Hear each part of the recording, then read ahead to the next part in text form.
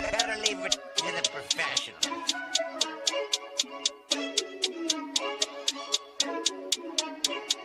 Blessed by Gandhi, blah, blah, blah.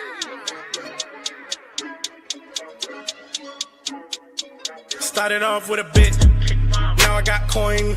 I see where y'all going. Been poppin' since Web 1, hella hooked on Web 2. I was living a dream, now I'm on Web 3. And it is what it seems, topping the pyramid schemes, I'm telling you. I'll sell you a percentage on Nebula. Shout out to Vince, he'll set it up. Surfing on the web and I'm shooting at 3. I've been goated when I got my G. I'm an alien boy from a different planet, yeah. So I got my drink, I'm riding in the 1920s Model T Ford. Call her Era Lord. Call me Levi, playing on them keys, boy. And I'm about to put my gloves on. If I said it, then I meant that. Yeah, I like that one, I'm about to get that. Crash that whip for the drumsticks, whiplash. I'm about to get them all. Are you with that? In a white boat, surrounded by blue. I want one, but I got a cop too. I wanna fly high in the sky, arms out wide, trying to soar from a bird's eye view.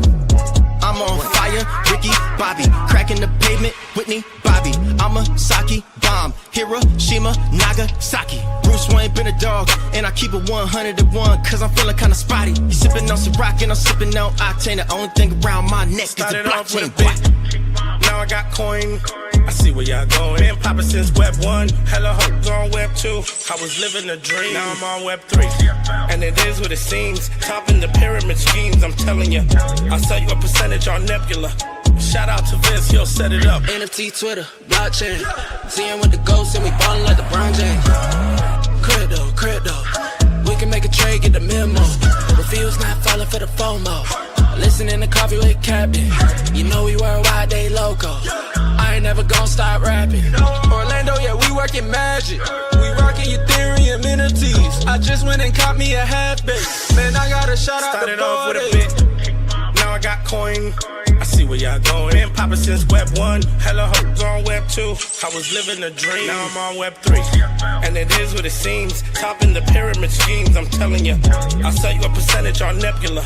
Shout out to Vince, he'll set it up. Freaking the mood to choose one, but they got knowledge to move, son. I'm shocking in shades with my brother in suits. Yeah, them blues is coming. Even though it's hard to pick, eeny, miny, mo, soda on the mix, no biting lips, it's time to go. Index number 1, no thumbs up, you gotta scroll. Looking at the ghost in studio, it's time to go. Had a helmet on by myself until I met a mask that wanted to have a face off. So I had to bring my chainsaw, full tank of gas in the ride with my brakes off. I'm A1, but a different kind of steak sauce. Welcome to Coffee with Captain, powered by ApeCoin, where we dive into all things crypto, NFTs, Web3, and cutting-edge technology. Remember, nothing here is financial advice. Early-stage tech can be exceptionally volatile and risky. So grab your coffee and join Cap and Steve for today's conversation. Welcome to the future.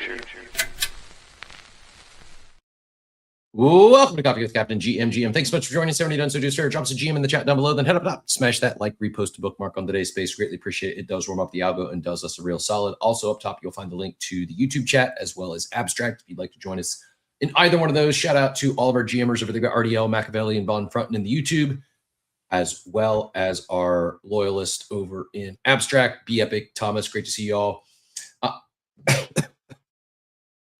Excuse me, Jesus. First time speaker here. Excuse me. As always, I'm Cap, joined by a co-host today, a very special co-host. I'm excited to have Outer Lumen in the co-host seat. Long-time listener, long-time friend, big-time fan of her and her big brain, and more so even the big brain takes she'll bring on the show, and her in-depth knowledge of all things on-chain and the lore that has been built here over the last several years. Just a great friend, and we've joked that it's about the friends we made along the way, and Outer is absolutely one of those that I'm extremely grateful that's come into my life and wouldn't be here if not for crypto and Web3, similar to my former co-host Steve. Great friends that are direct result of this fine space. I don't know what's going on with the space. You fell off once again. Doing things. I think there might have been an update because it's so weird how like the things they tweak sometimes on updates, like I share a lot of posts to the top of the, to the Jumbotron during the space. And it used to be you click a post, you share, and like the first thing you see to share is to the space that you're in. And then they moved it a little bit to the right, and they moved it. And I went today and was like, they stop allowing you to share things to the top of the space. No, it's still there.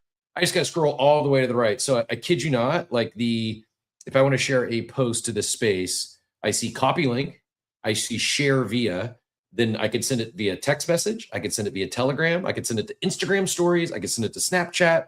I could send a direct message on Instagram. I could email you a link to this space. And then the option, like 10 over, is I can post the link to the top of this space. I don't know, like someone who spent a little bit of time with UI, UX, this is pretty clunky. Do you agree? Like, Oh yeah. What Elon and or Nikita doing? I don't, it makes no sense to me why they would bury the quick button, the quick link. I don't even know what you call it. You can tell I'm not a UI designer, but what are they doing, Outer? GM, by the way. Great to have you on the show. Thanks, Cap. Yeah, this is wonderful. Yeah, maybe if you invite me to speak before co-hosting and then make me a co-host, that might work. Battling the UI-ness of this. But like, we live in a time when Justin Bieber is giving advice to Apple on their UI. So I I think anything's possible at this point. So yeah, but I think maybe this workaround may have worked. At least I was able to get up as a speaker. I think we got you. You want to check? You want to see? You want to? I was going to say you want to see if you can come off mute, but you won't need to. We got your audio here, so I think we're good. We solved it. Third time's a charm, and yeah, it is I don't know if it's a proof of simulation or a sign of the apocalypse is near, but we have pop artists that are better PMs than tech companies. They need product managers, UI experts, and apparently now storytellers. I was going to say storytellers. I feel like we need to unpack that a little bit at some point today. I'm a little biased. I'm not even like if someone asked me, like, what do you do? What did you do in your career? What are you? I mean, my first initial gut response is probably I would respond, I'm an entrepreneur. It's like I could go down and, I built a wireless franchise, and then I built a phone repair franchise, and I don't know what you even call like my crypto journey, other than I'm a storyteller. And so like I've never really, like, that probably sounds weird, I would think. Like, I'm talking to one of my daughters, she plays lacrosse. So I'm talking to a lacrosse parents and they go, what do you do? It'd probably be pretty odd, like somewhere on the spectrum, if I say, I'm a storyteller. They'd probably look at me like, you go to libraries and tell little kids stories. I'm guessing, right? Like it's probably an odd way to describe what you do. But if I had to, if you say in one word, what do you do? My first word would probably be entrepreneur. My second would be storyteller. And I don't just say that because I've told stories every day here on this app for 1,053 consecutive weekdays. It's what I did. It's what I did when I was building a phone repair franchise. It was what I did when I was building my wireless business. Is the most impact. And I know this, I can say this today with the benefit of hindsight and dozens of people who worked with me on my payroll in the past that have reached back out randomly over the course of the years and shared things that had a tremendous impact on their life. And it's never been this sales tactic you taught me, or this. It's almost 100% of the time where someone reaches back out and says, thanks for doing this. They don't say thanks for telling stories, but that's absolutely like my sales trainings. I told stories. My sales trainings was the most feedback I ever got. Like, their favorite thing of a training was always like I would wrap, usually, especially if it was like a week-long class or a new franchisee onboarding course.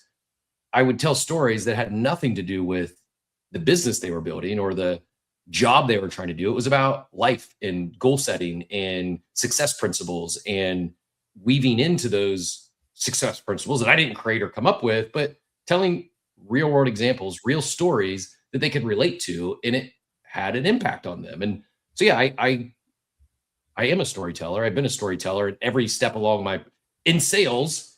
If you're good at sales, you're probably a good storyteller. I wasn't selling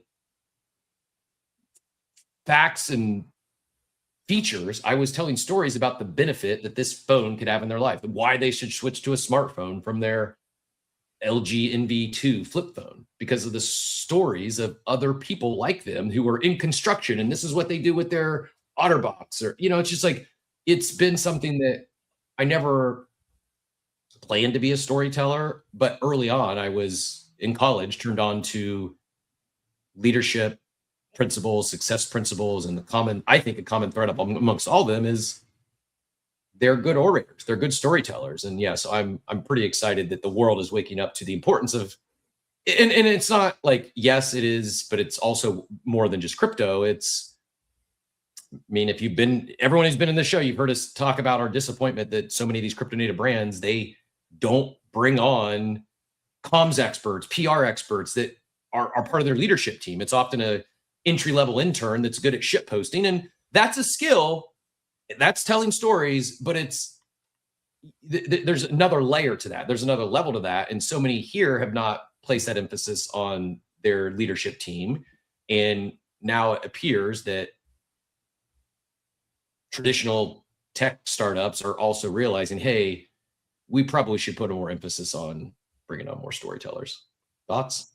Yeah, I mean, look, it's something that humans are known for, like at the very root of humanity, really, and our entire collective history is our ability to storytell, right? Like I don't know if you've ever read the book Sapiens, but it's an interesting look at like the act of storytelling forming our history for hundreds of years, because before we had ways of documenting, and I think as ways of documenting moved to technology, prior to that it was verbal, like history, like that was history, was somebody passing on their knowledge, like that. And I think it's interesting to see that kind of like rebranded right back to the basics. Like, we're looking for storytellers in tech. I think it also comes off of AI a little bit too. Yes. Like there's that like synthesis now. I think Claire has this. Claire Silver has a great description in her bio of like taste being the new skill. And I think that's a very similar kind of. Oh yeah, thanks. Exactly. Desperately seeking storytellers, and the desperately part I find probably the most interesting word out of all the words there. But it's storytelling. also lost on me that the subtitle, sorry to interject, I believe the subtitle, I'm guessing, was probably crafted with AI based on the M dash in there. Now, a real like professional storyteller that's a journalist probably actually does use M dashes properly, but I would never use one in 2025 or 2026 because it's like it's the flag that this was created with AI. Whether it always is or not, like, it's most people who use AI are going to think, oh, that's an AI subtitle, which is. I just don't know that many people that normally would use an M dash, except someone who's super specialized. It's just not like. I feel like that's not even a skill most people have, to properly put that in for any kind of a reason, but also, like, look, if you're an M dash user in the chat and you'll claim this like OG M dash status, leave us a message with your M dash skills. My toxic trait is like the Oxford comma, which was also, a thing that came up on AI. I don't know if you've seen the TikToks where there's like kids crying about how professors don't believe that they actually did the work. So that epidemic, that like linguistic epidemic is definitely interesting to me in terms of just like, I really did this assignment and you could see all my, now proof of humanity is your history on Google Drive, like put everything on any kind of word processor that saves you actually doing the work. Which I find fascinating. Back to storytelling, I used to be in data visualization, like heavy information design and data visualization. And there's even a term that we used to use in the industry, like data storytelling. And some people fell on the side of it where they're all about this. And other people were like, no, we're just going to visualize the data and people need to gain their own insights from it. And on the other camp of this was the data storytelling crew, which was all about like, no, that's great that we're, rigorously visualizing and making things even more palatable for folks. But at the end of the day, you still have to point them to the story in the data. They can go back to the journal and reference whatever. But if you're writing an article, if you're presenting information, there is a story to be told there, even if it's just with charts. So it's neat to see like data storytelling to now just storytelling for me as like a data and comms professional, but more in like the tech academic sector as like a science communicator, a knowledge mobilizer, which is ultimately still storytelling at the end of the day. For me, albeit it was visual storytelling more than verbal, but I'm a good copywriter if it's like one sentence. If it's like a whole spiel, I don't know. I feel like there's people that are way more qualified than me to like write good like long form copy. But if it's like, and maybe it's because UI UX design is my thing, and there's a lot of like short form copy that gets added on where you like read the one word and you kind of know what to do or how to navigate something. That I'm pretty good at. But when it comes to like crafting a long narrative, I don't know. Maybe it's because I've embraced the TLDR. Like just give me the I heard somebody say it's not Cole's notes anymore. It's a different kind of notes, but I can't remember now what the Gen Z notes are. If somebody in the chat knows what your version of Cole's notes now is, please let me know. Cole's notes being like Cliff Notes? There's Cliff Notes, there's Cole's notes, but that's like old school like book summaries. But now there's like an app that does it. And I heard somebody use that like that term, just like whatever app notes, because that's their summaries now. But I don't remember what the app was that now does the nice TLDRs and everything. So unpack. This is I'm getting on the couch here. I need Outer to unpack my brain, because you just made me realize or think about something about my own storytelling. I believe one of my strengths and skill sets is storytelling in real time, i.e. this show. When I was building a global franchise, we had an engaging network call where we had a high participation of our franchisees, because I didn't just read a deck. I didn't just spout off bullet points or, hey, here's the 5 topics we have to update our franchisees on today. Rather, it was live listening via the chat usually, and answering questions and telling stories in real time, reacting, thinking on my toes. I enjoy storytelling by way of the spoken word. I've been told at times people have enjoyed an essay or a blog, but I don't enjoy it. I have to force myself through it. In fact, if I go to my Medium, I think I have maybe published 3 articles in my life, and I have probably 17 drafts. Writing, like long form storytelling, I don't enjoy. I don't know why, but if you ask me to jump on a space and tell the story, I could riff for a couple hours. Why is that? Help me reconcile why I struggle, because my biggest opportunity I feel on this app and what I'm holding myself accountable to in 2026 is telling more stories via the written word, posting more, and not necessarily long form, but I need to post more. The biggest gap between myself, the show, and others is, so I've been told by agencies anyways, is they post a lot more. They take what we talk about for 2 hours and they may spend, a half hour drafting posts with the help of AI, and they fire off on the timeline.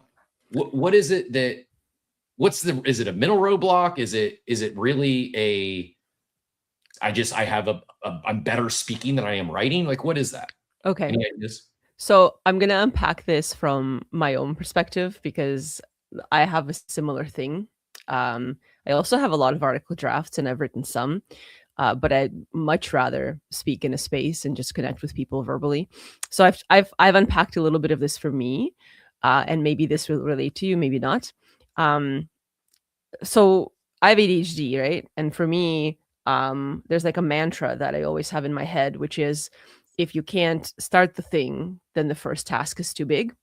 And my perception of having a finished article is that, like, from now until the next second, I have the finished article.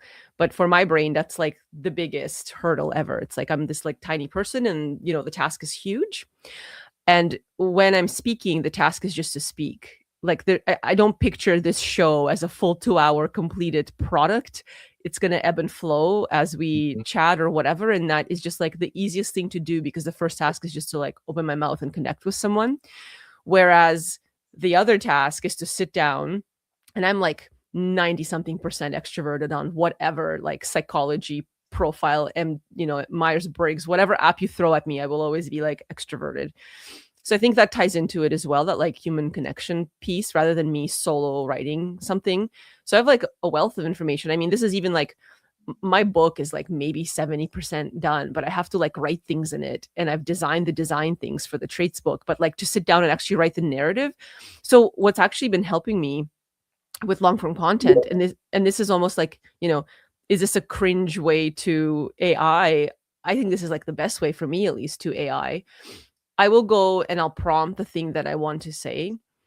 And then it'll give me like, I'll ask it for long form content. But what I've realized I am is a great editor. And so I've compared, like when I've written something, I've compared it, and it's like 95% I've rewritten the thing. But I become invested in making it better, like, or correcting like the AI slop right away, because it's so bad that like there's a different part of my brain that's now activated to go in and actually write the thing, because I'm now editing and not starting with a blank page. And that has like significantly changed the way that I can now do more writing, which is that I'm using AI as actually like the first task is too big, because my first task then becomes just editing as opposed to writing. So, and that's worked quite a bit. Like I've applied to a couple of conferences and I've written a couple of things like outside of the space that had to be written. And it's been really great to just be like, oh, well, I know what I kind of want to say, but I feel like starting this like, 1 page, reply to whatever prompt conference, describe your blah, blah, blah. I'm like, oh my God, my eyes glaze over anytime it's like this kind of institutional intake of information, right? But now I've just been like, hey, ChatGPT, here's the prompt, like write me the thing. And then as soon as I'm reading it, I'm like, this has nothing to do with me. So now I can like edit it very thoroughly and make it my own. So it's turned me into an editor instantly, as opposed to like a creative writer. And that's been really, really good for me. So like, and it's hard to even be like, I guess I use AI in this creative writing, but like, I really just use it to start the thing. Like, I've maybe kept like 5 words in the entirety after that, but I needed it to like be really bad so I can then like get excited about making it really good. But yeah, back to my previous thing, like I don't know if maybe it's just because speaking is just that much easier for like certain brains than that like long form narrative writing. Oh, I think you've also diagnosed me. I've never been officially diagnosed. I will now formally accept my official diagnosis that I have ADHD. Like I've been convinced I have it. I just never went to the doctor. I self-medicate. I'm just not on any pharmaceuticals, and I don't really want any in my life. But yeah, I'm near certain I have ADHD. I'm somewhere on that spectrum, and it's like a blessing and a curse. Like I embrace it.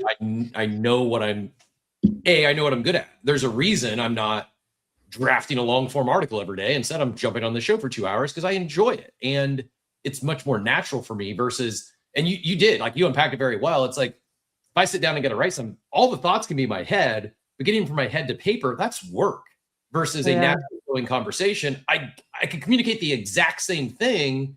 It's just to get to the output it's the difference between having a conversation with a friend and working.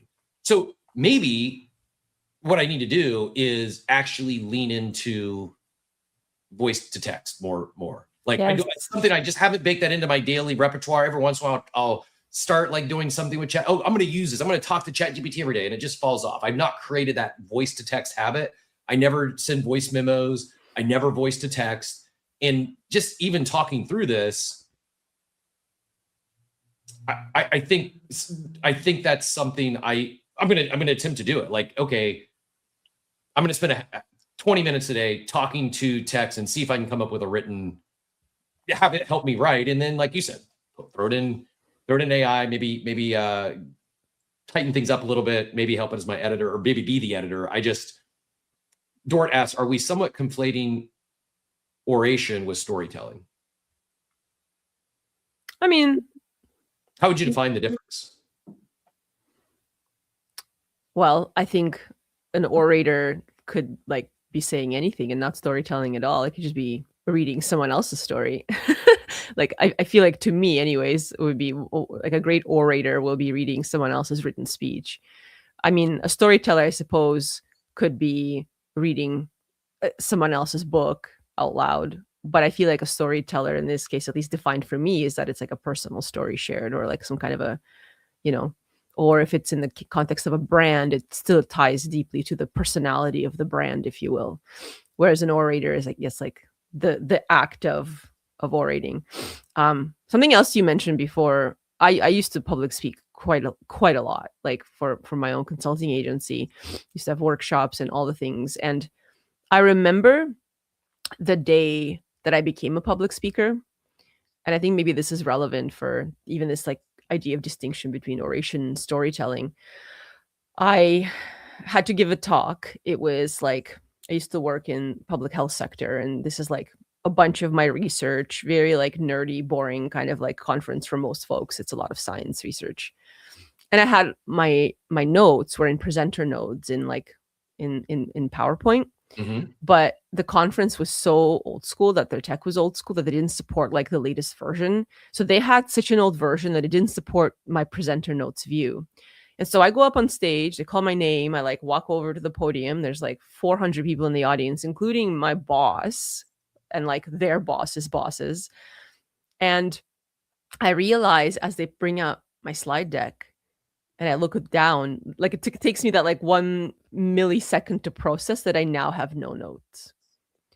And like first I just panic. I think I like just, yeah, like if I had metrics like of like, it would have been like symptoms radar. My Oura ring would be like, hey, what's happening? Because it was pure panic, right? Because I just thought, oh my goodness, like I have no idea how I'm going to do this, because I was the person that would come up and would have like the paper or the presenter's notes, or however I would like map out what I was saying.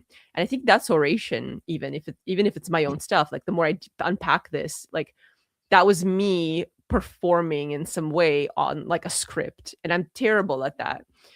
And so this is the first time in my life where I was forced to actually just, I mean, what am I going to do? Walk off stage? Like I have to present. And so what ended up happening was this magical moment where I told the story of my work from me, because I was forced to do that. There was no script, there was no notes, there was nothing I could read, there was no random prepared, like references. It was literally just me looking up at the audience, because it was almost like I was freed to just like give a really good talk, which I think most people would consider a good talk, because what I was doing is speaking to people. Yes. Like I was just speaking to people. It was about my research. Like, there were some jokes that happened. I was just naturally like, well, here we go. And that actually launched my like public speaking and teaching career, and made me be like, I chased that dragon for like a while. Like it was such a high to then like toss the notes and just connect with people and talk about the work that I was doing, whether it was like an artist talk or presenting and teaching people how to do data visualization.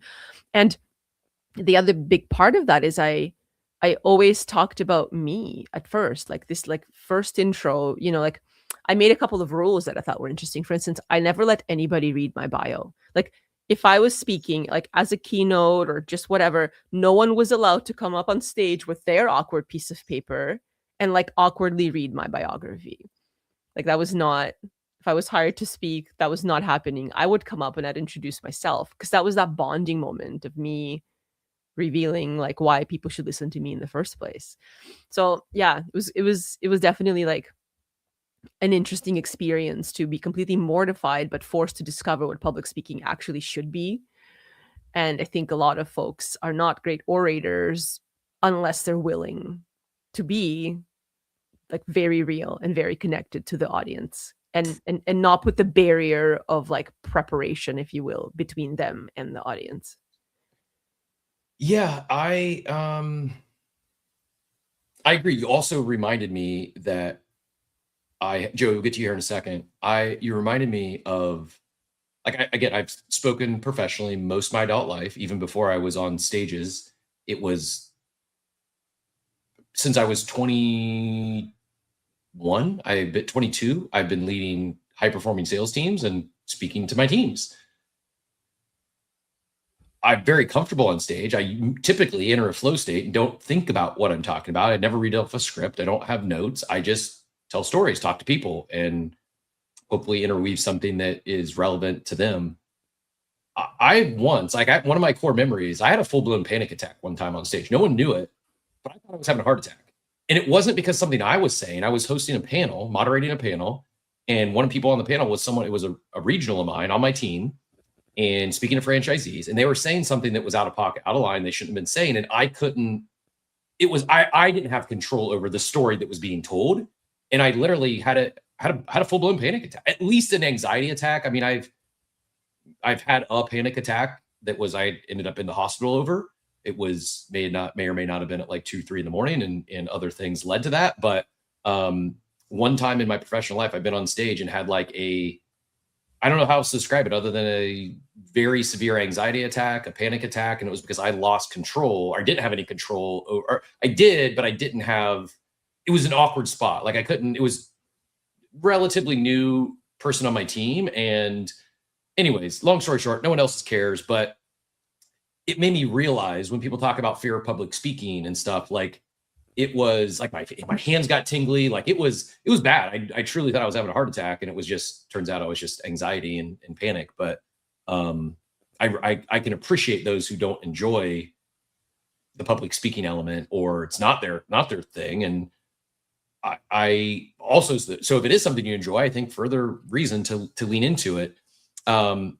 In this conversation also reminded me, one of the actual sales tactics that a mentor taught me when I was in my early 20s, he actually would draw on a whiteboard. He'd draw an axe, and he'd call it the fact axe, and talk about people facting people to death. And his simple tactic was facts tell, but stories sell. And you can't, like, it goes back to Steve Jobs, you know, one of the most powerful storytellers of my time. And he never would get up on stage and tell you about all the features of the new iPhone or the new iPod. He would tell a story about, you know, it's 1,000 songs in your pocket. When every other competitor was trying to tell facts and in actual features, he would just tell benefits and tell a story that people could relate to. Well, who's the guy? Simon Sinek, right? Drew the circles, start with why. Like that's a very, I think he captured that. And then there was another ad guy I remember who, when I was into this kind of thing, I remember just even that concept that like car companies sell safety, not tires, right? Like it's a very, like it's very easy to understand that if you're trying to sell tires, then everyone else is also selling tires. But if you're selling safety, that's something people are like, oh, of course I want the safety. I don't know if you ever heard of this. It happens to be on my desk, but I highly recommend this. This is a guy who wrote to his son out of prison, who is like one of the most interesting copywriters of his generation. It's called the Boron Letters, and it's really just like they're just letters. What was the other one you mentioned earlier? The Boron Letters, and there was another book you dropped. I meant to write it down or go get it in my Audible, but I got distracted. Sapiens. Sapiens, yes. The next 2 Audible downloads. And yeah, Sapiens is great. For the people listening, if you want that, it comes in a graphic novel. If you don't feel like reading long form text or listening to it, it has like several volumes as a graphic novel, and I love graphic novels. But this is really cool because one of the things that Gary did, because he figured out like mail marketing, like snail mail, because it's like that generation where you would like go door to door sales, or you would So he like put soil in an envelope because he was advertising like a cleaning business or a vacuum or whatever, and so the person would like, you know, open the thing, make a mess, and then he'd come in and be like, let's clean this up. Or like he like just created like these really interesting scenarios, but also gives his kid like life advice throughout these letters. Anyways, it's I love it. Yeah, I had a colleague recommend that to me, and I've been going through it, and I'm finding it really interesting. But yeah, I thought Simon Sinek, I felt like Simon Sinek was a good thing to bring up, because I feel like he nailed like that whole storytelling. Like if you like pull all of the pieces away, at the very root of it is that like start with why, because that's what we ultimately want to know, is the why, right? And that's also where I think your monkey brain will buy the thing, because of the why. Like deeply wired in you is not the what it is. It's like why the you know, what will make you press buy now and add it to your cart and check out is is not because it's a hoodie. It's because It has nothing to do with logic or ration. It's emotion. No. You go home 100%. later and you'll rationalize to your significant other all the reasons you bought this thing, but that's not why you really chose to buy it.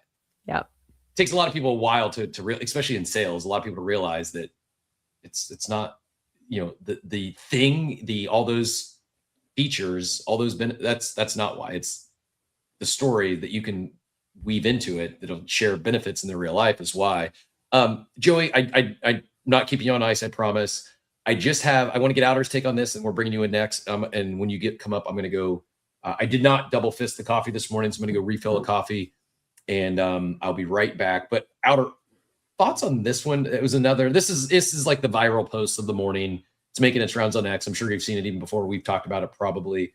This person counters and says the radical truth: you cannot hire a storyteller. The founder must be the chief storyteller. If you hire a CMO to create your story, you've likely already failed. Founders often think, I'm bad at marketing, I'll hire a CMO to handle it. But storytelling isn't marketing. It dictates your product, the talent you attract, your fundraising, and your culture. Steve Jobs once said, the most powerful person in the world is the storyteller. You can't outsource the soul of your company.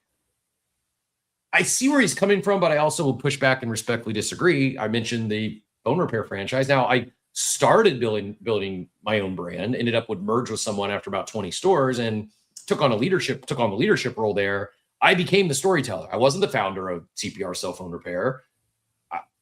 I think part of the reason the success and ultimately the acquisition was they had myself, who wasn't my title, it wasn't my role, but I absolutely very much was the storyteller on the team. Now, my mentor there, the principal owner of the family office, was a good storyteller in like one-on-one situations. Like he could get you to believe his vision and buy in, but like over a dinner or in a closed door meeting, not necessarily on stage or on a network call. Do you agree with Yuchin here? Like, can these companies hire a chief storyteller, or does it have to be the founder? I think there's a difference between having a story and getting help in telling a story. Mm-hmm. I think that in this particular, like, you cannot hire a storyteller and that the founder has to be the storyteller. I think the founder has to have a story, right? Like maybe they don't know how to tell it and maybe they need help with that. But I think it's pretty clear, like no matter who you hire, if there is no story behind the product, and it's like, looking for a solution kind of product, then like that stuff is way more difficult than like a very clear founder. So, and maybe that goes back to that point, like maybe they're not a good orator and maybe they need help with crafting the story. But I think that maybe this is like I guess the way that I'm interpreting it is the founder needs to have a North Star for what they're doing. And then maybe maybe they'll need help in getting that out, and whether it's like a 19-year-old intern posting in TikTok comments on whatever relevant thing of the day, like there's so many different ways to, like, there's all different vessels for storytelling too. But so I don't think it has to be the founder, but I think if you have a founder who doesn't have a North Star with their company, then that's problematic. At least that's how I interpret that. Like I hope that makes sense in what I'm trying to convey. I'm probably not doing it as eloquently as I could. No, I get it. It's a good story. Joey, GM, what brought you up? And then we'll after this, we'll move out of storytelling into some other Web3 crypto talks, as well as a little bit of throwback and talk some vintage things this morning. Joey, GM. Hey, I came up because we are a lot alike in that I don't like to write. Hold on. And I've tried to force myself into being like a writer specifically for this app. And it's not me. It's not who I am. Like even in high school and college, when we had presentations or projects, I was always the person that got up and spoke and presented. And I'm just not a writer. It's not who I am. And so what I was going to say is to your point, Cap, is like, if you're not a writer, don't force yourself to be a writer. There's a lot of people on this app that are very successful just by recording 1 to 2 minute, like they record themselves, right? Like they get on the camera and they're like, and they pull up a chart or they pull up something and they're like, hey, let's talk about this today, and just talk and post videos instead of written content. And I understand that a lot of times people, like, they say like, oh, written content is what reigns supreme on X. I don't agree. I think you can get away with doing like short videos if you prefer to speak than write, because the problem is if you don't like doing something, it's going to be really difficult for you to create a habit in doing that thing. So, and then I'm also a lot like Outer, where I don't like, I use ChatGPT for my writing, even for emails at work. Like I tend to write the way I speak, which is not good in business. So for almost anything I do, I go into ChatGPT and I'm like, hey, I want to talk about this, and this. And I just literally ramble into ChatGPT, and then it creates it for me. So it's funny that we all kind of have some things in common. But like 2 years ago, I was like, yeah, I'm going to write one thread a week. I'm going to do all this stuff, right, to try to up my follower count and blah, blah, blah, because, you know, NFT God was on the timeline telling us all these things that we were supposed to do to get the algorithm. I think I lasted like a month or two, because it's just not who I am. I'm not a writer. Like I struggle just to get up in the morning and write a GM post sometimes because I'm not a writer. And then last thing I'll say too is the orator storyteller. A storyteller is an orator. Like an orator is the overarching description of it. That's a orator is a public speaker. So, and storytelling, if you're a storyteller, you're just an orator who is telling a story. They're not different people. They're the same person. Like an orator could be, like Bruce Buffer could be considered an orator, right? Like he gets up in the UFC ring and he says, in the blue corner, and he does it in a way that is just this he's just an amazing public speaker in the way he does it. So orator and storyteller are the same person. Storyteller is just, you're an orator telling a story. I disagree. I think a storyteller is also somebody who writes articles or books. They don't speak. So I think the orator to me is somebody who is a verbal storyteller, if we're going to make the actual distinction. If we're referring to a verbal storyteller, they are an orator. But if you're a storyteller, you could just be a writer. I agree with you. If you would have told me we would have a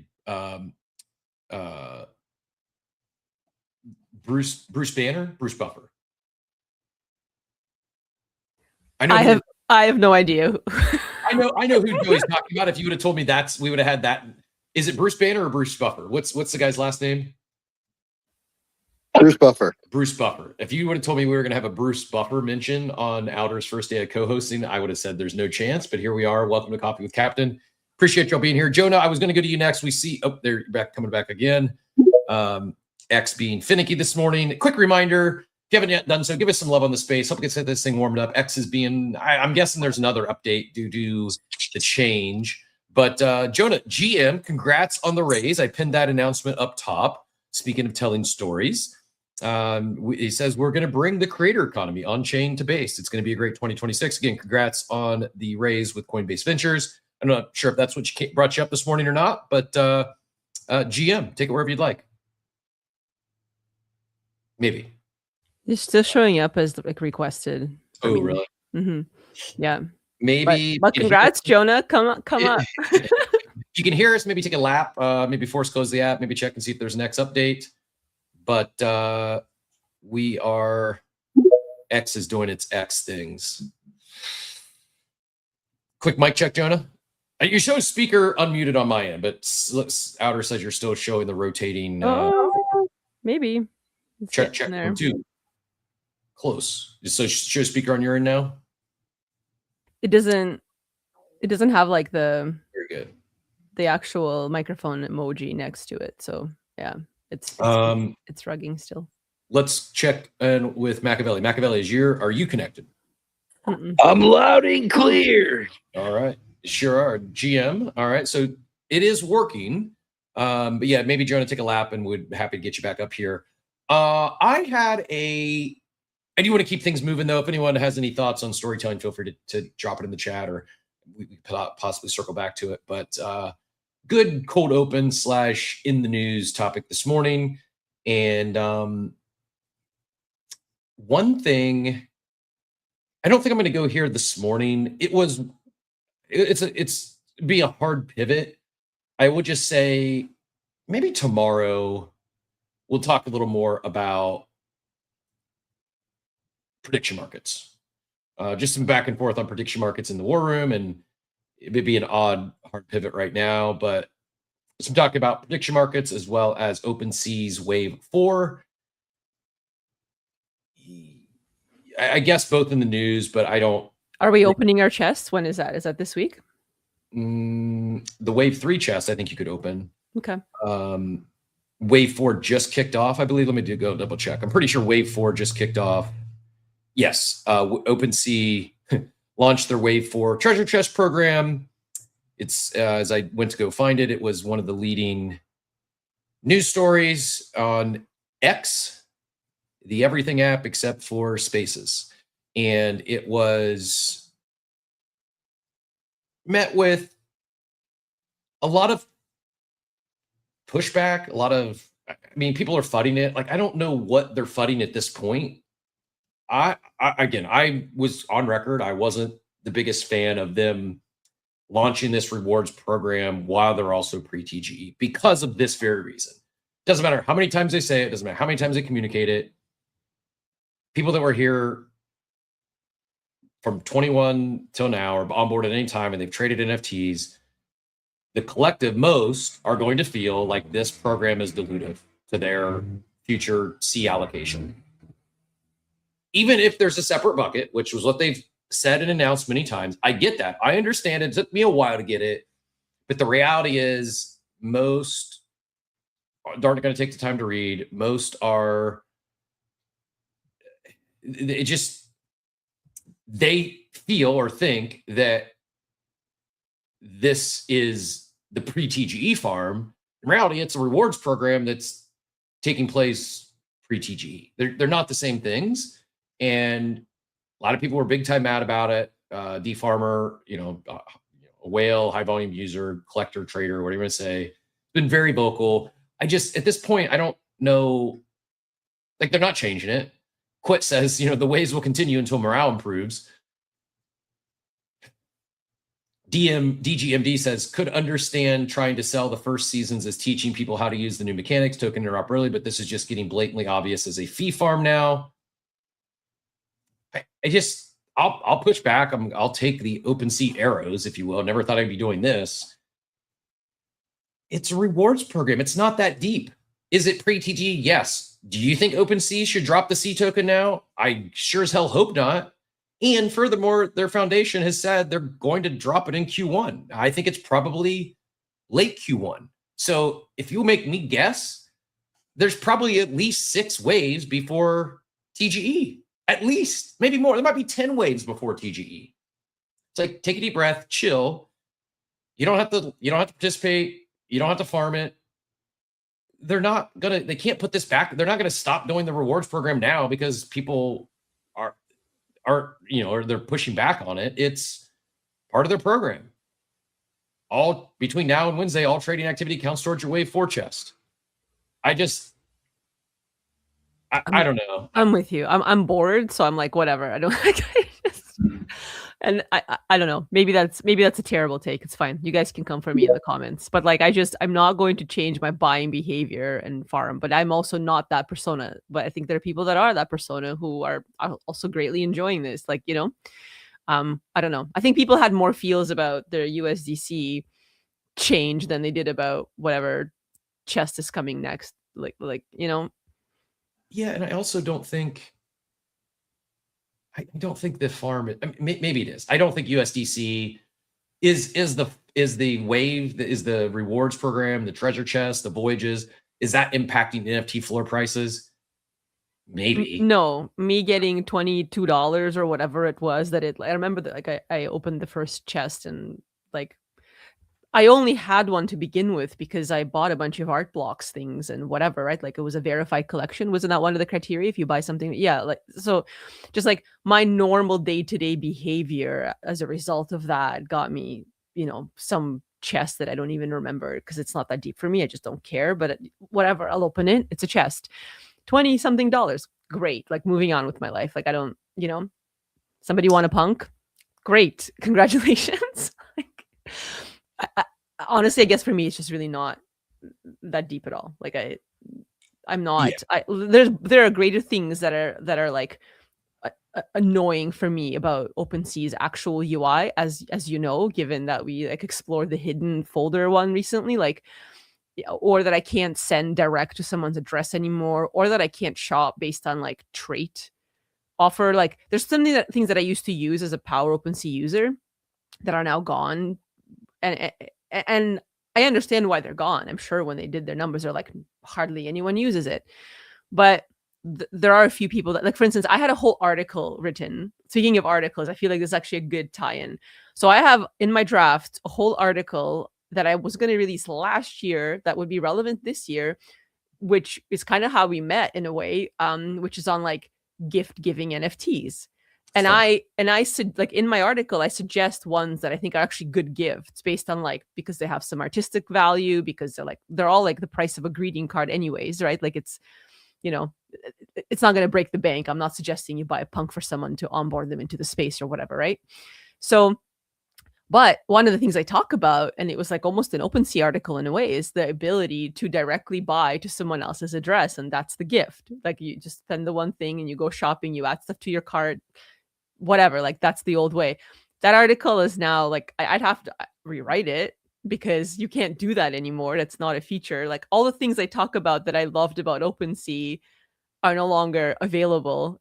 So the article is now obsolete based on the new UI changes. So I thought it was kind of hilarious, like to, you know what I mean? Like I'm not going to publish that. I might revisit it and still suggest some of the any ideas why they would eliminate that feature? Like I can't imagine it was like any sort of like drain on resources to keep it on. You think it's just maybe an oversight as they made changes? They didn't think people used it enough, or? Yes, I think it's probably just like, you know what, you do scope creep, need to have, must have, and like, given how many few people actually send NFTs to other addresses, like it makes sense to me. Like I'm not from like a product. I don't know. I don't know if it makes sense. Okay. It makes sense. Maybe, I guess, if no one was gifting NFTs, but you want to talk about like, you shouldn't use your hardware wallets to mint anything and buy stuff. Like I often would have used I'm going to mint with this, but send it to this wallet. I'm going to buy this thing, but send it to this wallet of my own, just because I wanted to buy with a hot wallet and transact with a hot wallet and send something to my vault.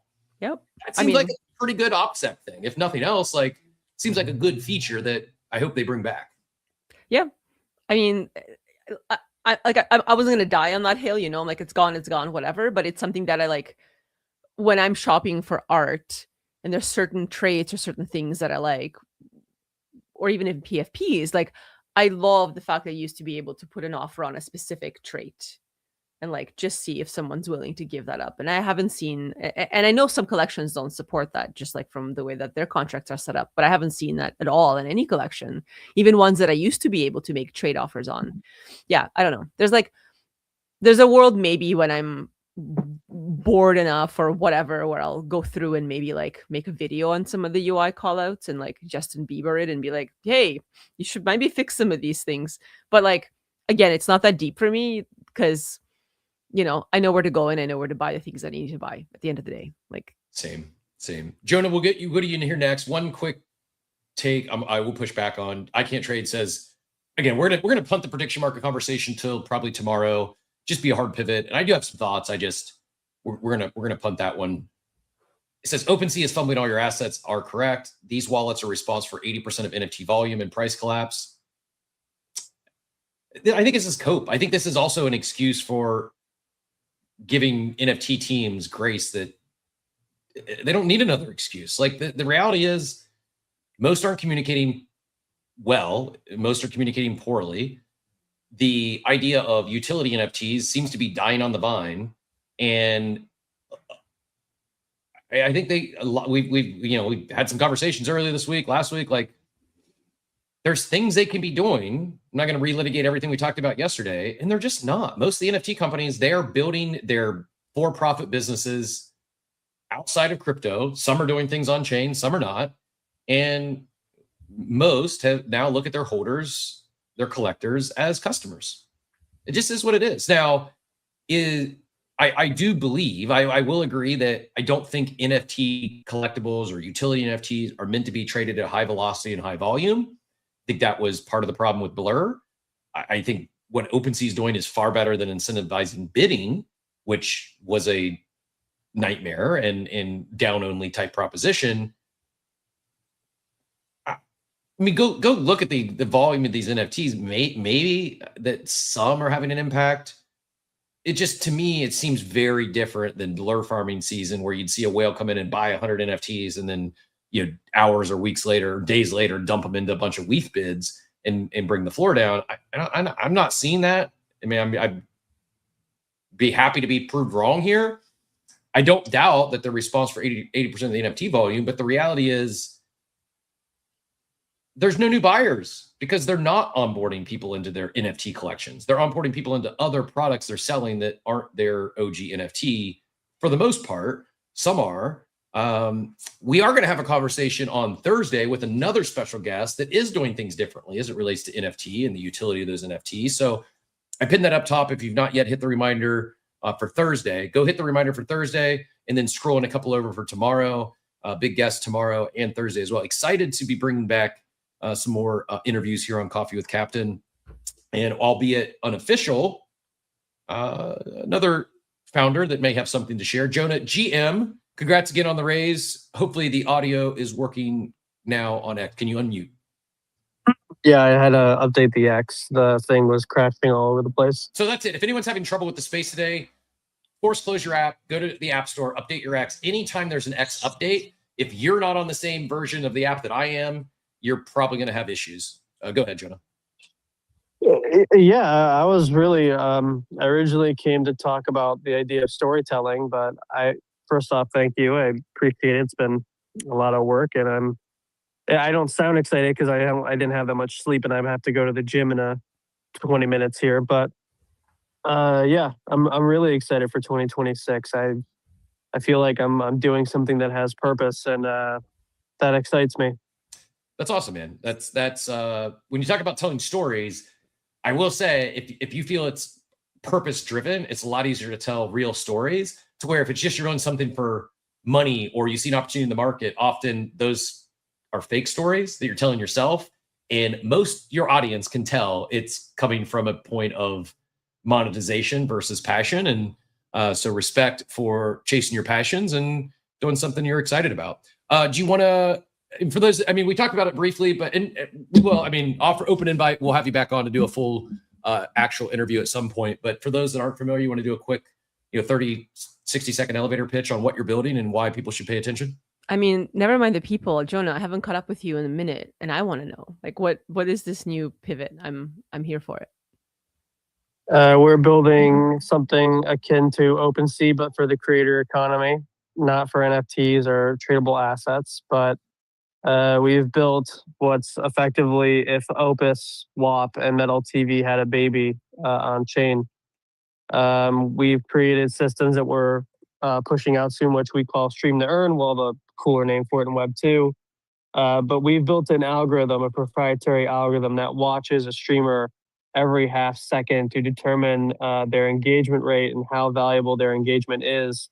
As well as with that algorithm, it can auto clip and auto distribute content to all of your socials, or allow your clippers or your friends to share that content for you and get paid in real time for it on chain.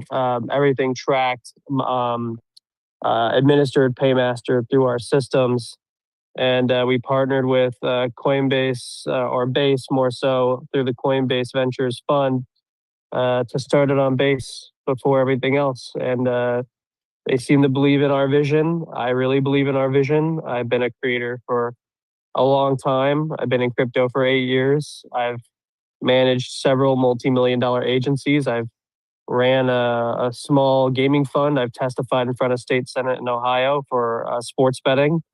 And this is my next big challenge. I'm going to try and bring $1 billion worth of value from the creator economy on chain. And I think we can do it. Why on chain? Why? I understand what you're doing. I'm excited. I think it's a good, maybe potentially great concept. And speaking as a creator, speaking as a storyteller, that's my new, I'm gonna lean into this. Speaking as a storyteller, I can see value in it because Payne, our producer, and myself have talked many times, like one of the things we do well is tell good stories on the show. Then we do poorly on repurposing those stories, taking clips and sharing them on the timeline for people who don't tune in to actually hear those stories. So I love what you're building. Why does it need to be on chain? Why are you building on chain? Why? And then I guess the follow-up question would be why base? Yeah. And I do want to come back to storytelling because I feel that I actually can provide value here because I went to film school and I also wrote screenplays in college and I won awards for it. So I happen to know a little bit about storytelling, or at least I think I do. But why base? Well, I'll tell you for my opinion, like if you go to DeFi Llama and you go to the top 10 most used chains by volume, liquidity, TVL, all these metrics you consider in DeFi, base is in the top 5. And so if I'm going to do an EVM L2 chain, if I want to be on EVM, I really don't have a choice. It has to be base. And I think the second reason is when I talk to the average Twitch streamer, I talk to a content creator at Web2, when I say, oh, you can get paid, I'll just send it to your Coinbase. That is an easier story for me to tell than to say, what's your Phantom wallet? Or what's your Binance wallet? Or, hey, have you ever heard of this new chain that, hasn't spent billions of dollars a year in marketing to get to your mind share? It's just a very tough battle if you're trying to build a serious company. And so I feel like I can do it right with Coinbase embedded wallets and Base. And why on chain? For one, the only strategic advantage on chain has over anything else in the world is speed to payment and processing. And I think that I can increase and be more creative with how we pay creators and their ecosystem or their community alike. And I think it's superior on chain versus if I did it through a PayPal or through a traditional payment software. My AI doesn't rely on chain, although I do have things we're going to release next year that I think will be very different that involve creator tokens that people haven't seen. But my AI is about as Web2 as they come. I'm not trying to build a Web3 AI. I mean, that's really a stupid thing for someone to even pretend to promote. I want to make I really believe that Polymarket and Kalshi had the best go-to-market in the last maybe 5 years of crypto. And I believe that they did it right. And they did it right because they don't shove crypto in your face when they're selling the product. They just use crypto for functionality. And I really think that's where that aligns with me and what I'm building. It's exciting, man. I'm not going to name names, but I'm just going to read some quotes. I hate that. I hate. Excuse me. I hate that I think Jonah's product sounds really good. Followed up by someone who I really respect in the world of social media says it's really awesome. So you're on the right path. From your haters are in disarray, and people who know about socials and scaling very large social brands I think what you're doing is pretty awesome. So congrats again, and yeah, man. It doesn't matter the market. It doesn't matter crypto or not. Like raising a round is never easy. A lot more goes into it than most people have. Especially if you've never raised. People have no clue. The back and forth, the no's, the meetings, and Coinbase Ventures is the real deal. So big congrats, and excited to see more. Thank you. Yeah, and I did want to go. I really am interested in storytelling because before I was in business, I thought I was going to be a music video director. I actually worked at Warner Music Group for a little bit, thinking that was going to be my path when I lived in New York. And the storyteller is not the person on camera, nor is it the writer. In many ways, it's the director. And this is someone who used to write. The writer is hallucinating, but the director is the one putting those hallucinations in place to form, a perfect puzzle. That's the way I think about it. And so a director doesn't have to be on camera. I think there's this misconception in crypto that the storyteller is someone who is on camera or is writing threads all day. That's not a storyteller. That's an orator or a narrator or the main character or a supporting character. The storyteller is someone who is oftentimes silent behind the scenes, crafting the script for the main character and supporting character to read. So I do find it interesting that people think an influencer is a storyteller. They can be, but they're not mutually exclusive. Yeah.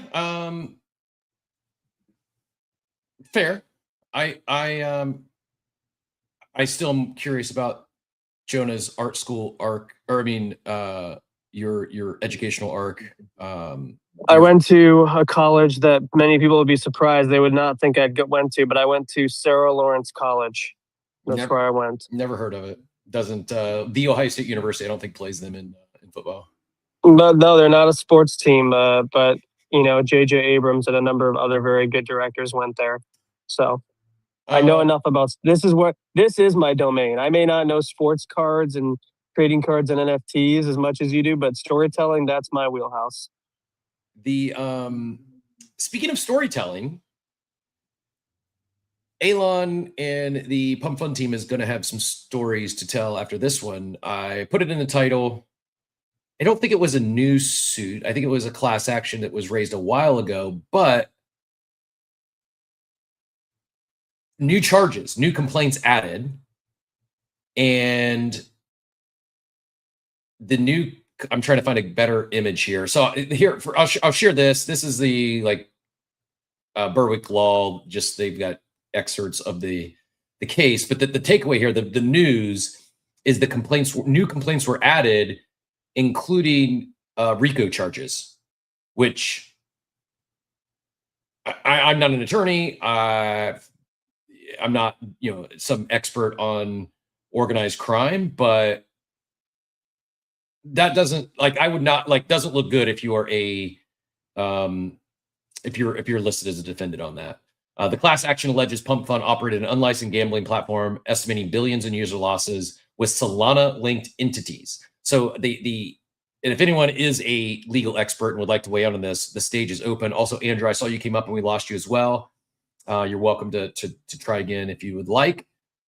I am, again, no legal expert, not my area of expertise by any stretch of the imagination, but I don't think I don't think you want to be being charged with RICO charges. Does this mean we'll see an airdrop pre-trial? I doubt it. I don't think there's going to be an airdrop. I think also people talked about who initiated this lawsuit. Is it the guy who always sues people all day, or Berwick? Says he does on Twitter? Yeah, Berwick. Well, Berwick is the one who posted this update. The plaintiffs are just a bunch of names, from class action. Okay, so it's a class action. Yeah, it is a class action. I don't know if, I'm assuming since they're posting this, I'm assuming Berwick was the instigator. Did they actually get hit with the RICO or a threat of RICO? So like RICO is what they use on rappers. The idea is it's like a carpet bombing where by being granted a RICO charge, you can really go after anyone in the cadre. Yep. And basically have people rat on each other. Exactly. And they're all going to go to jail, but one of them is going to get a lesser sentence. So that's my understanding here is it's not just Pump Fun, but now they've looped in Jito, as well as Solana Foundation, the Solana founders. Like, this is much deeper than just a Pump Fun thing. This is, and again, maybe there's nothing here. Maybe it is just a legal. I don't think it'll go that far. I think people underestimate the level of power and influence a lot of these people have, and their legal teams, and the power of their legal. I mean, like, there's definitely a chance that they can get in real trouble, but I mean, we're talking, the president of the United States launched a meme coin. I mean, does that make him part of the RICO charge? Like, do we really think the president's going to be indicted over a Pump Fun lawsuit or a Bonk Fund lawsuit? Like, not really. I don't think so. I don't think so either. But I do think that if things were below board, if the Democrats were in power, I'd say it's likely, but politics really shapes our laws, and you know, there's a very well-known saying: "He who makes the gold makes the rule," and it happens to be that our president really likes gold. Don't disagree. I also don't think there is. I don't think Solana and the foundation and the founders of Solana are going to go down defending Pump Fun if push comes to shove. If there is actually something there, whether it's someone at Jito or Solana, if it's a big if, I don't know. I'm not saying they did things that were unethical or illegal. If it did happen, I think they're more likely to get rolled on now, or someone will roll over. I'm sure they have ops, and I'm sure someone's going to roll over, whatever that means and whatever the consequence. I think it's far less severe than what it would be if Democrats were in power, which Pump Fun or whoever, let's assume this all happens, but I'm not very abreast of the case. But, you know, if this was post midterms next year, I'd say, oh, they might be in deep shit, but we're not in midterms yet. So the Republicans still have a lot of control over how the world works. I agree, but I also don't think this thing goes away in the next 6 to 12 months. This probably drags. No, it'll be like a 3-4 year case. Yep. So depending on how, you know, there's a chance. Pump Fun and Solana have so much money that any time that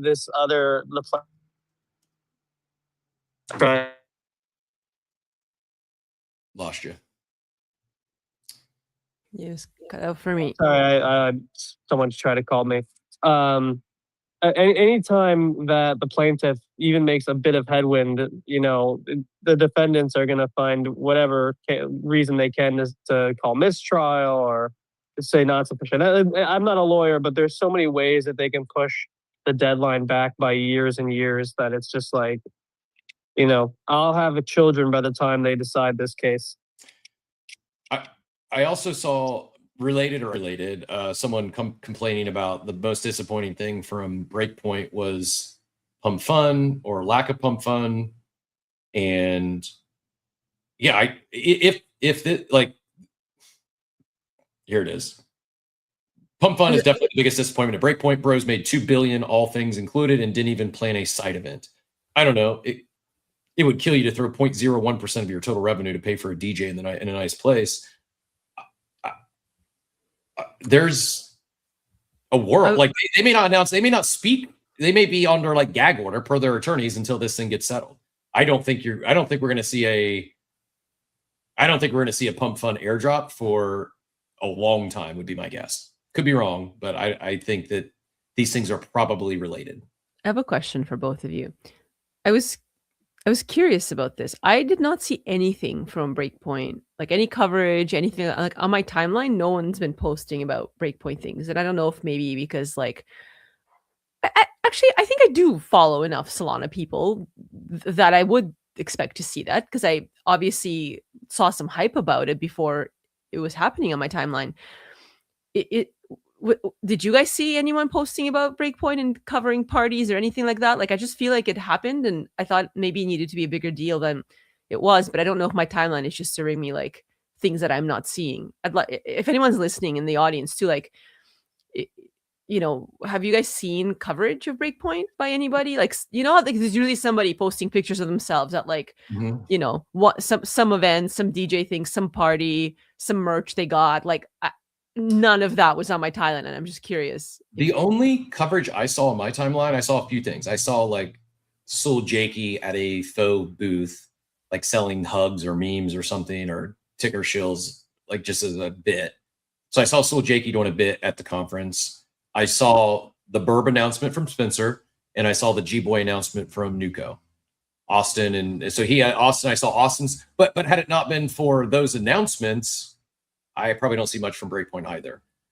It is interesting. Someone else commented on comparing like Solana to Ethereum, is the Solana builders use Breakpoint as an actual place to go make big announcements, i.e. Burb token coming in Q1. Gboy actually launched. They stealth launched at Breakpoint, whereas Ethereum builders and probably other chains as well, they're not waiting for like ETH Denver or DevConnect for their announcements. They do it on their own cadence. And I don't know if that means anything or just maybe it's small sample size. I don't know. But yeah, that's all I saw was a couple announcements. I wasn't there. But yeah, I would be curious if anyone was there. What was the sentiment on the ground? And do you read anything into Breakpoint being used as the announcement point for Solana builders, whereas it's not necessarily the case with the ETH conferences? Yeah, I don't know. I mainly just don't know if like, because I think some people do still make those announcements depending. Like I think people use an Ethereum like a conference or like a congregation of folks around the same kind of topic to announce things. But I think like when ETH Denver happens or anything like ETH related, my timeline is full of people like posting that they're there. And I just didn't see that for Breakpoint, and I wanted to like do a check-in to see if it's just my timeline bias or if really like this thing happened and nobody cared that it happened. But it looked exciting, at least in the promo. But maybe that's my question about NFT Paris, because that's happening in a couple of months again, right? I don't know if people are excited about that. I'm kind of excited because I went last year and had a good time. I hate that it's still called NFT Paris. I hate that it's Paris in February. Yeah. It's so funny. I was talking to Andrew actually, and he was like, "Well, why don't they call it Collectibles Paris?" I'm like, "That's genius!" Like, yeah, I don't get excited about going to something called NFT Paris, but I would get very excited about going to Collectibles Paris, and it's like a celebration of collectible cards and assets. It doesn't have to be on chain; can be a mix. Like that, then I'm like, that's fun. Because the way I see it is like, I want to go skiing anyway. I happen to have an apartment in Slovakia. Maybe, I'll go there for a few days and then I'll go to Austria to ski. That's how I would think about it. And that makes me a lot more excited than an NFT event. How does Jonah end up with an apartment in Slovakia? Connect that dot for us. My stepmother and a part of my family is from Bratislava, Slovakia. Okay. And I went there. I thought it was great. And everything there is dirt cheap. And it has a very fast growing economy. It's one of the few cheap places in Europe that's very first world. It's 30 minutes from Vienna. It's like an hour from Budapest. And it's like a few hours from the Czech Republic, Prague, and another few hours from Poland. Good answer. Yeah, today I learned. Joey, I see your hand. Go ahead and get back in here. I'm going to get one more refill of the coffee outer, and then we can maybe talk about some holiday on-chain holiday gift ideas, or maybe some throwback vintage stuff. Yeah, I want to talk about merch. I came prepared. Joey, go ahead. Okay. Yeah, I came up when Jonah was talking about like our president launched the meme coin. Now, correct me if I'm wrong, but I don't think he launched Trump. I think the people that launched Trump were the same group that launched the Trump NFTs, and it was all part of like a licensing agreement. It won't matter. The legal won't care because Trump already endorsed them and had dinners for them. He done. I understand, but I think things. It won't matter. I understand, but I think saying that our president launched a meme coin is very different than our president licensing his name for somebody to launch a meme coin. Like, I think we're conflating two very different facts. Like, Trump didn't hire a developer and say, "Hey, developer, I want to launch a meme coin that I own, that's mine." Let's work on the tokenomics together. Listen, man, you can spin it however you'd like to spin it, tomato, tomato, but you're not getting a license without the president really understanding how those assets work, which he does. He literally has True Social combining with Crypto.com to form crypto prediction markets. His sons are involved in several World Liberty Fi. His youngest son, we all know, was doing meme coin cabals to even this day. Like, There's so I'm many. not saying he's. Yeah, it I'm not doesn't even saying matter. he's not involved. I'm not saying we don't. The He's semantics are not irrelevant. pro-crypto. I disagree. I think him being pro crypto and his World Liberty Financial and everything he's doing with Truth Social and pushing the blockchain and crypto forward is very different than publicly saying our president launched a meme coin. Like he didn't launch it's the a meme coin. equivalent of you saying he walks, talks, and waddles like a duck, but he's actually a golden retriever. It doesn't matter. It's like, well, that's a duck. A duck is a duck. Yeah, okay. I mean, it's not, but it's okay. You can say what you want. The reality is he didn't launch a meme coin. Well, His I think name, the reality is that we don't know, and we will never know, and you have to be kind of comfortable with that because that's just how it is. No, it was listed on it actually do know because on the website for the NFTs and for the meme coin, it explicitly said who was launching both of them.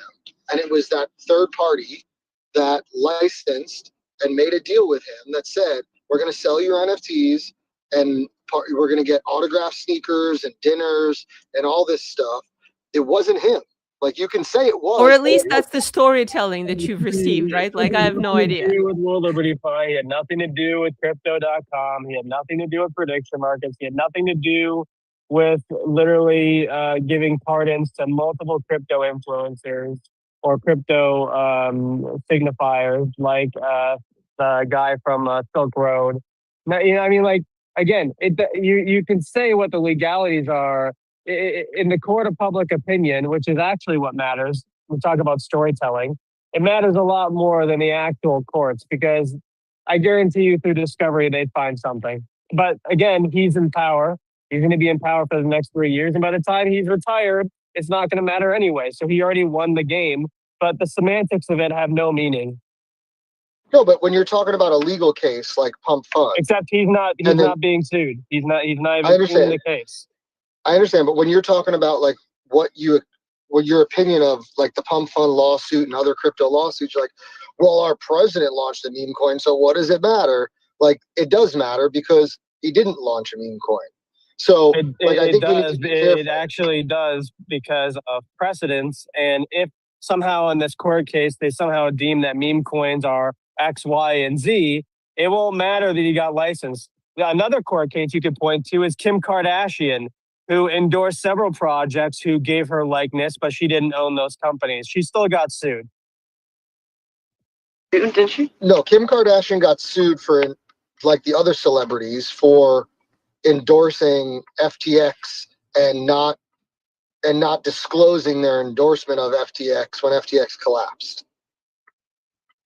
They got sued for more than just FTX. There were several other projects. Maybe it wasn't Kim K in particular, but multiple celebrities endorsed multiple crypto projects and were sued well before FTX. Yeah, but it's because of disclosure agreements. They did not disclose which is what happened with all the stuff on Instagram when all these celebrities were like, go buy this NFT project because it's the next big thing.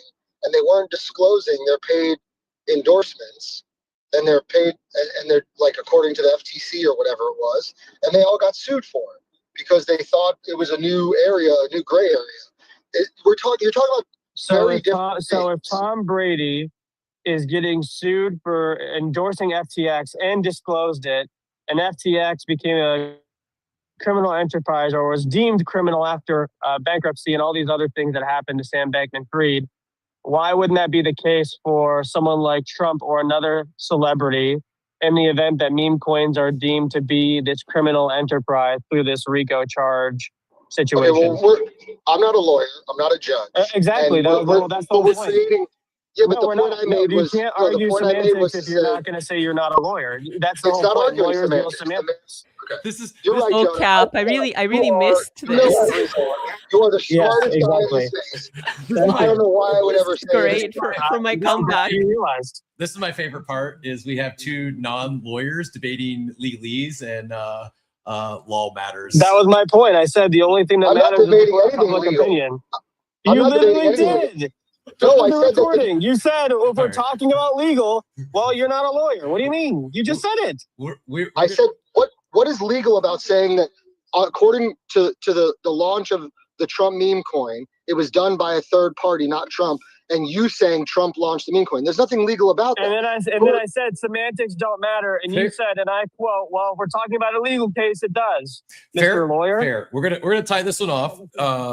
Speaking about we all have ADHD or ADHD. We have we've somehow had lawyers debating, non-lawyers debating legalese, and a Bruce Banner mention and a Bruce Buffer mention, and I don't know how I tie all this together to vintage merch, but I'm gonna It's in okay. storytelling. Yes, can't forget about the storytelling. So somehow we have to weave this story together to bring it from a Jonah/Joey debate into vintage merch. I got this. I can do it perfectly. Let me explain. Metacritic. There's the critic review and the fan review, and the only review that seems to matter is the fan review, not the critic one. So the court of public opinion wins. So I looked up one of the Bruces. I can't remember the name anymore, but it's like an announcer of sports, right? Which one? Buffer? I don't know. Whichever one is not the Hulk. Yes, Bruce Buffer is the announcer. Bruce Banner is the Hulk. Okay. So yeah, I looked up the Buffer one just because I was curious. And I don't know if I had a chance to talk to you about this or not, but you know how much I just do not care about team sports. However, I did subscribe or whatever it is that I needed to do to watch the Blue Jays series because it was like so polarizing and really funny.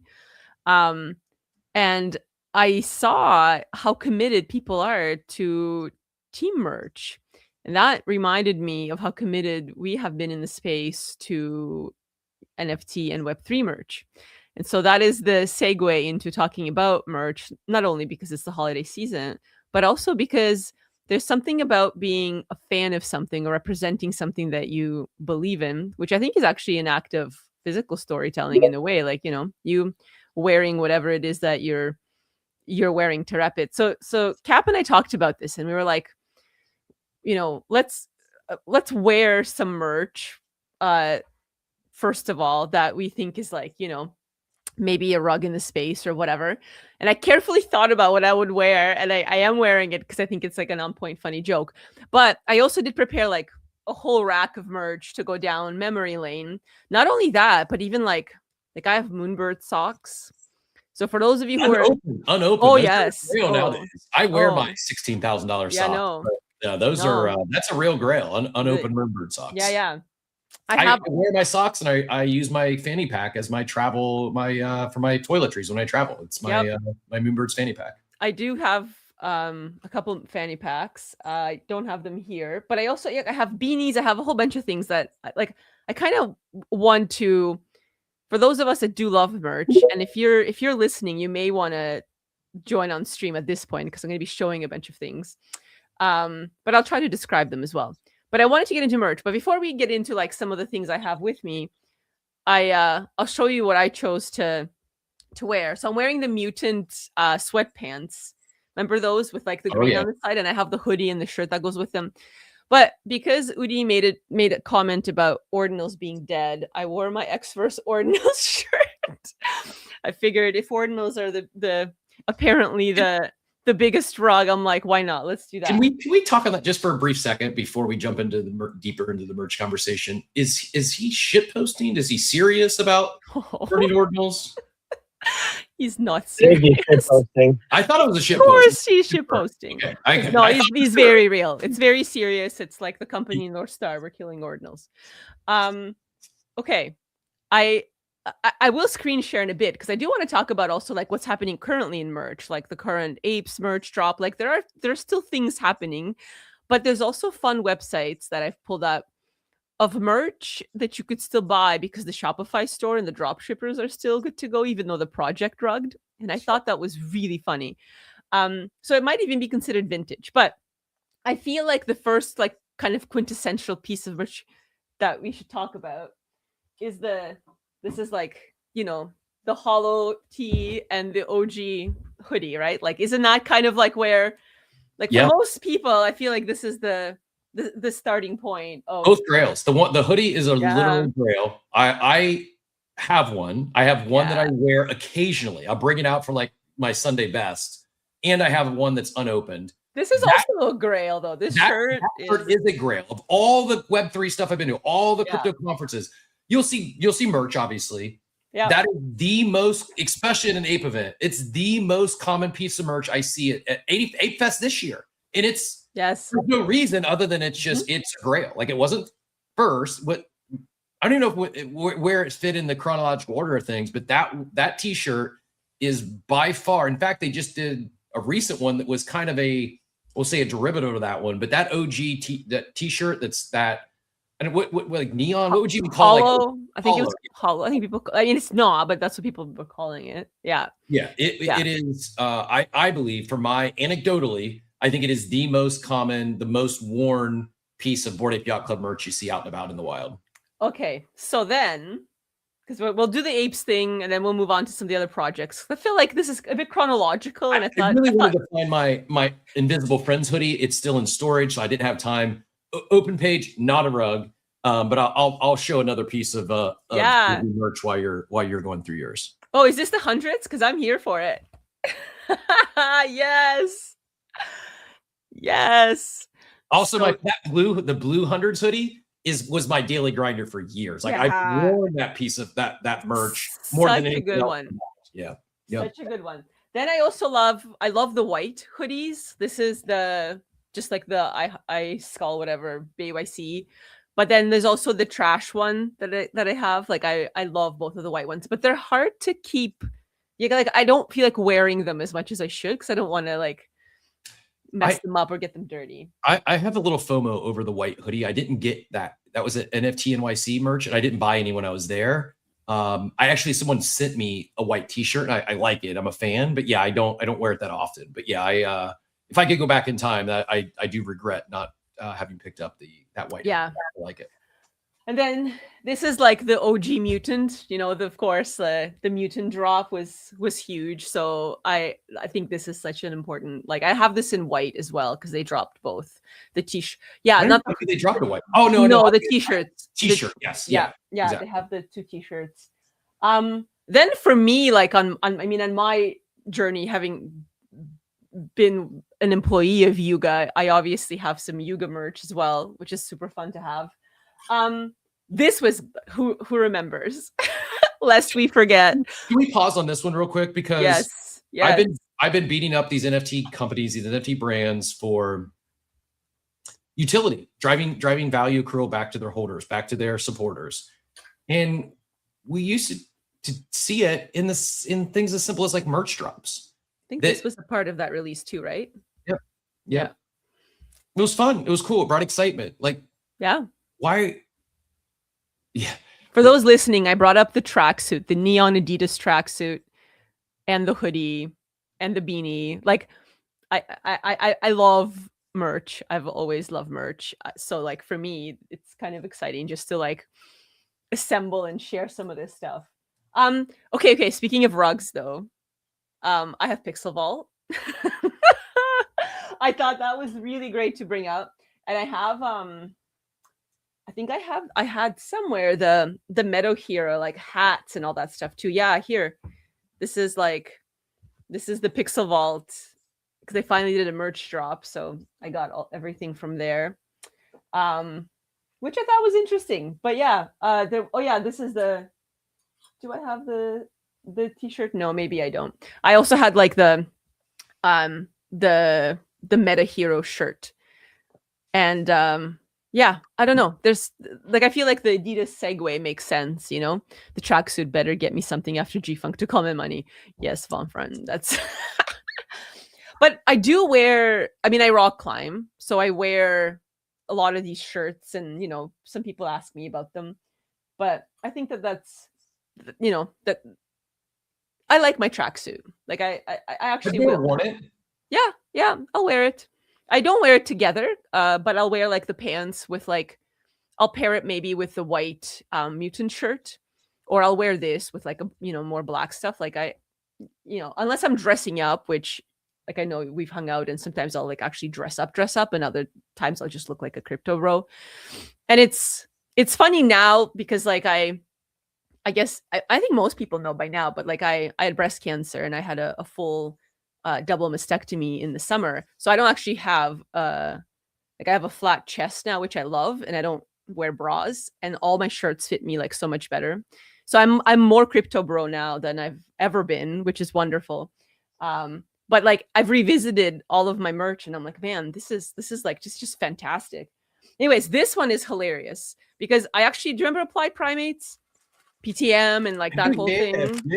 Yeah, of course. Well, this is great, except you can't wear it if you're like picking up your kid from school because they wrote "Fuck It Saturday" on this one. This was like for like the main anniversary, but it's a great hoodie. Like I love this on the side, on the sleeve. I'm showing the yellow Applied Primates hoodie for people listening who can't see. And then I'm gonna like get out of like the classic merch stuff for a second. Well, maybe not yet. I have this. I got one classic. The one single time I wore the tracksuit. I've wore it once. I wore it long enough to take this picture, and that's the only time I've ever put it on. But yeah, I have wore it one time. I not only did I wear it one time, I also still have a second set still in packaging in case they ever do run up to $10,000. I will. If anyone's buying, if anyone would like one of this full outfit, hit me up in the DMs. I there's a number. I would part with it for. You know, I have an item like that I'm willing to part with for a number. I'll show it to you guys. I have this. Oh, I have one of those in packaging too. It's actually a quality blanket. I don't use it near. It's one of those things like I have a dog, so I have one open that I don't even know where it's at. It's in probably storage as well, and then I have one unopened. That is another grail that someday, if our collectibles don't go to zero, these will be actual real grail pieces. So this is an actual trait in the Alien Friend collection. It's like a GM hoodie, and this is literally what it looks like on like in the collection. I have two of these. And that site's still alive? Yes, it is. I might buy one of these for Christmas. True story. If anyone's looking to holiday shop for me, there's what I would like. I'm about to get into like I'll share my screen and I'll show you some of these sites because they're so funny. Like I found some banger sites, but this is still available and I have like a bunch of them. I love this hoodie. It's always like GM is such a classic, like you know, non-offensive, like really nice thing. Another rug, but like really cool merch is the Cool Man Universe tracksuit. I can't get behind that one. That brings up PTSD for me. Yeah, I know. And then I really like the M merch release. I don't know if you guys were in tune with that. You'd have to buy the NFT and then like, oh yeah. So M merch is this like wearable brand, but you had an NFT. So each of these is a unique hoodie in the collection, and they're all traits. So like the color of the hood is a trait, the arm is a trait, the waist, this band is a trait, the body is a trait. I actually have another one somewhere because I have two of them. But talk about bringing the fun back. Like this was fun. Like so much fun into your merch. Like this is. You may be like, why the hell are we talking about merch? Well, it is the holiday season. We found some vintage merch that you can still go buy from brands. Yes. You want to talk about grails? Like hard to find merch. And oh my god, I'm fun. Like not just a regular black hoodie that you want to sell your hood or something. Be different. Incorporate your trades. Do things that like your collector base might want to collect. It doesn't seem that hard. I know it's not easy to ship customized merch. You're usually dealing with MOQs and things like that, but bring some of the fun back. I mean, this one has one of those tags for scanning, and they had, if you were wearing this and you scanned it at the door in a couple of New York galleries, you got in like to openings. So they like really, leaned into that. Imagine that, an NFT brand that shipped merch that was custom to their collection and also had utility baked into it. Well, and these guys, like their NFT was the hoodie. Like there's no PFP project. Like a merch is a merch brand. So everything they've released was all about the merch, like their merch first. This I love, which is a Taproot Wizards item. We don't have a merch store. Our merch is pretty exclusive. You have to come to our parties, and we always have different merch at our parties. But Far did this like keyboard pink situation. I think this was for NFT Paris last year, but I quite like it. This Steve bought, and I have like 5 of these. This is the Coinbase Bitcoin white paper hoodie. Absolutely love this one. And then I think my favorite t-shirt is probably the worm.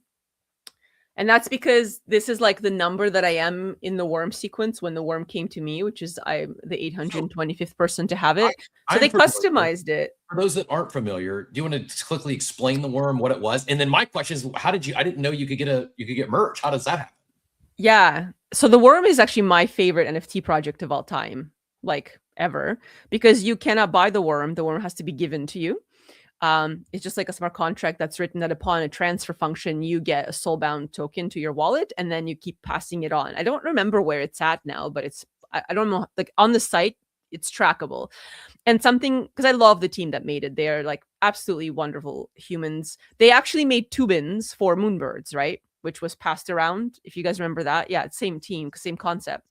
But for a while, people would come into the Discord, like demanding the worm or offering, like, Cole, who made the Pudgy Penguins initially, apparently came into Discord and was like, I'll give somebody like 15 ETH for this or whatever. But like the more people asked, the more you didn't want to give them the product, which is like the kind of like the antithesis to the one who has the gold makes the rules in a way, because in the worm, you actually had to like be part of the community to be given it. So it was quite coveted. And at one point they launched merch, and you were able to go on the site and they knew what number you were, so they embroidered the number that you got the worm on the merch. I don't know if that store is still running. Actually, it's one I didn't check, but we could check. But I also got into the habit of making my own merch for conferences. Like I just put my name and all my NFTs and like wear that so people could identify me. And then I'll tell one more story, and then I'll go into like just kind of like screen sharing. The Mutant Cartel, shout out. I got this shirt from the Mutant Cartel from two people that like were a huge part of it at the beginning, and they were the first two people I met IRL, like just post pandemic when travel opened up in Canada. I went to LA and we ate at the Bored and Hungry, and they gave me the shirt, which is like an OG Mutant Cartel shirt, which their stuff evolved, to obviously like look more. That's one of the nicer t-shirts I've gotten in the space as far as the quality and the fit. Like they made some good merch. The hat, I can't do the snapbacks, the flat bills. I look really weird. Yeah, let's go over the hats. So I have a Moonbird hat. I got Mutant. I got more Mutant. And then these are like this is funny. I love the Wizard one. I also love the Mefra one. This is like, I haven't seen the Mefra one. That's new. Yeah, that one's great. And then I got the Bitcoin one for Sarah's art project. And then of course part of like Yuga merch. I got the Yuga one. The Yuga employee merch is next level. I know. Here's some alpha. If you're ever at an Ape Fest and you want a limited supply, a limited edition Grail, go up and give one of the staffers who's been hired for the weekend. Tell them you'll give them, I don't know, $20, $50, $100 for their T-shirt, and they'll give it to you. They'll sell it to you. But there's this is one of my favorites. Yeah, that's a Grail. Yeah, but I gotta grab some hats. I'll be right back because now we're showing hats. These aren't all in storage. I gotta go show my real my real attraction to merch, because my hats have been worn too many times, but to the point where I'm coloring them in with fabric pins because they are they should be retired at this point. But yeah, I'll be right back. Can you see my screen, by the way? Can now? Okay, perfect. I just wanted to make sure. Yeah, I mean, I love merch in general because I think like I'm interested in where people are going to take their merch, like the people on the team. One other merch store that I like, and I'll share the merch store in a minute, but I also might as well show some of the products. I do have a lot of Lucidia merch, which is like Fuck Render's metaverse. But I think the merch itself is really cool. Like if I go climbing and I'm wearing this, people generally are like, oh, what shirt is that? Just some interesting designs on it that I quite like. I think I've gone through most of the things that I have. I also made like my own merch out of my Quantum Cat. Like I just made like a dress shirt, and the pattern on it is like actually my cat.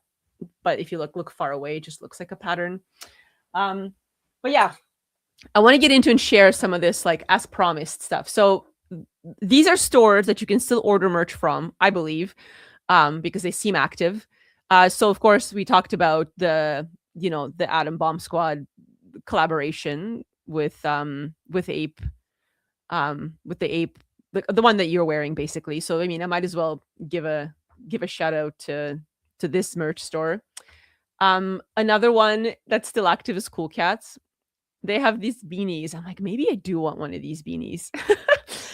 Just to add to my collection. I used to have a Cool Cat, probably one of my like best like flips in the space, or one of. Do you remember Little Lemon Friends? Wow, I had forgotten, but yes. Mm-hmm. They still have a merch store. I mean, like I'm assuming these products will ship, but maybe not. This is like, again, DYOR. The Alien Friend thing, I'm pretty sure will ship because I ordered one. I'm gonna buy it. Yeah. Is that? Oh, it's 70. I thought it said $25 for a second. I'm definitely buying one for $25. Yeah. Even 75. I might treat myself. They have all the sizes. Yeah. One color, right? Yeah. They used to, I think, have a black one but I think it's sold out. This one was cool. They have this one, but I think like I haven't bought anything except their beanie. I did have I think I had an Alien Friends little beanie, but oh yeah, here it is. Hang on. This GM hoodie is like, it's like this is the beanie that goes with it, but it's one of those like sea captain kind of ones. It's not very deep, so it sits on your head kind of like, yeah. And I'm like, look, I'm in Canada, like I need my ears covered if I go outside, so this is more for like, I don't get to rock a beanie too often down here, but hoodies are another story. So I think I'm definitely this hoodie's great. I have several of them. I love it. Might get another one just to have it in case everyone else is gonna go and buy all the hoodies. And then Sean usually listens. I'm not sure if he's out there today. They're gonna be like wondering what the hell happened when they sell like 17 GM hoodies. Oh yeah. Like, why is our site like what's going on? And like, for the record, I have like zero endorsement from any of these places, like not affiliated, blah, blah, blah. I am just like, as you can tell, like a full-on collector of merch and have been since the beginning. So this is just fun for me. Who remembers Garbage Friends? This is, I mean, look at this corduroy hat though. Like, I'm not mad about it. It's pretty funny. What else did I pull up? Oh yeah, the Superlative Secret Society. Okay. I don't think I took an L on that one because I think I minted or got them super cheap, but that was one that ran up big time. I definitely round tripped. But I do like this. I don't know if they're still active. I might look into it because I actually think this shirt's really cool. I like the black on the pocket. I actually like the designs of their merch. I was looking through this and I'm sad I missed this drop because this shirt's ridiculous. It's so funny. What about Creature World? Remember? Yeah, I mean, for a while, the Creature World, that one right there, that was a grail. You saw that from a lot of these events. I can't pull that off, but I think only the small. I think everything else is sold out. There is a small available. What else do I have here? Oh yeah, this is Lucidia. So this is Fuckrender's store. So I have quick digression. Is Fuckender still around? Is still active? Yeah. Oh no, he's still around. This is, I guess, like I'm now coming out of like the rugs into things that are maybe semi still active. But like that shirt that you see on screen, this shirt. Like I actually own it, and I quite like it. Divide has that hoodie. It's a pretty good hoodie. Like, I don't know, this merch is interesting to me. We were able to claim some of it with like points. I've never in the Sappy Seal ecosystem, but they're still alive and well, it looks like, as far as their merch store. And I think like the account is active and posting things. They had that Telegram stickers, so not dead. Of course, the Pudgy. Everyone's probably been to this store. Doodles have really interesting merch too. Yeah, it's kind of cool. Somebody, I think I saw a post, somebody was sharing their Azuki stuff. So there's definitely, like, this thing looks cool, the little Throughgate hoodie. The Burb, Burbish, like I like this toque. I might get one. Yeah. Oh, that's the other one, right? That's not the snapback. That's no. This is the dad hat that came. I don't. Was it at a party? New York party, maybe? Was it? I thought it was. I really don't know when I got this. I thought it was part of like the sock / I thought it was a reward. I thought it was a nesting reward. No. Well, I don't have that one, but like, look, it might be that I do, and it's in a box somewhere. I wore it a lot. It is. Yeah. You can tell the white is like brown from sweat. I also, after wearing these hats and running them through into the ground, I realized that it's much better to go to the gym and the sauna with like dry fit material as opposed to regular hat material, because it ends up looking like. Can you see this? This is actually gross. Even Wow. I wish you could all feel this hat. It doesn't feel like a hat. It is, but it's the Grail. It's the first hat. I have another one in storage. Yeah. It looks like crap now. I actually multiple times I've used fabric pen to fill it in the black, and yeah, this is one I will still rock from time to time, although I should not wear it in public. I don't really wear baseball caps, except I do wear like the mesh back ones because it's like in the summer when it's hot. But I just made this one for myself. It's just like the wizard face, and it's like super easy. Goes with like a yellow sweater that I made for myself too that I like. I do have an Ordle hat. At least I don't think they've rubbed yet. Ooh. I like the color. I do too. It's unique.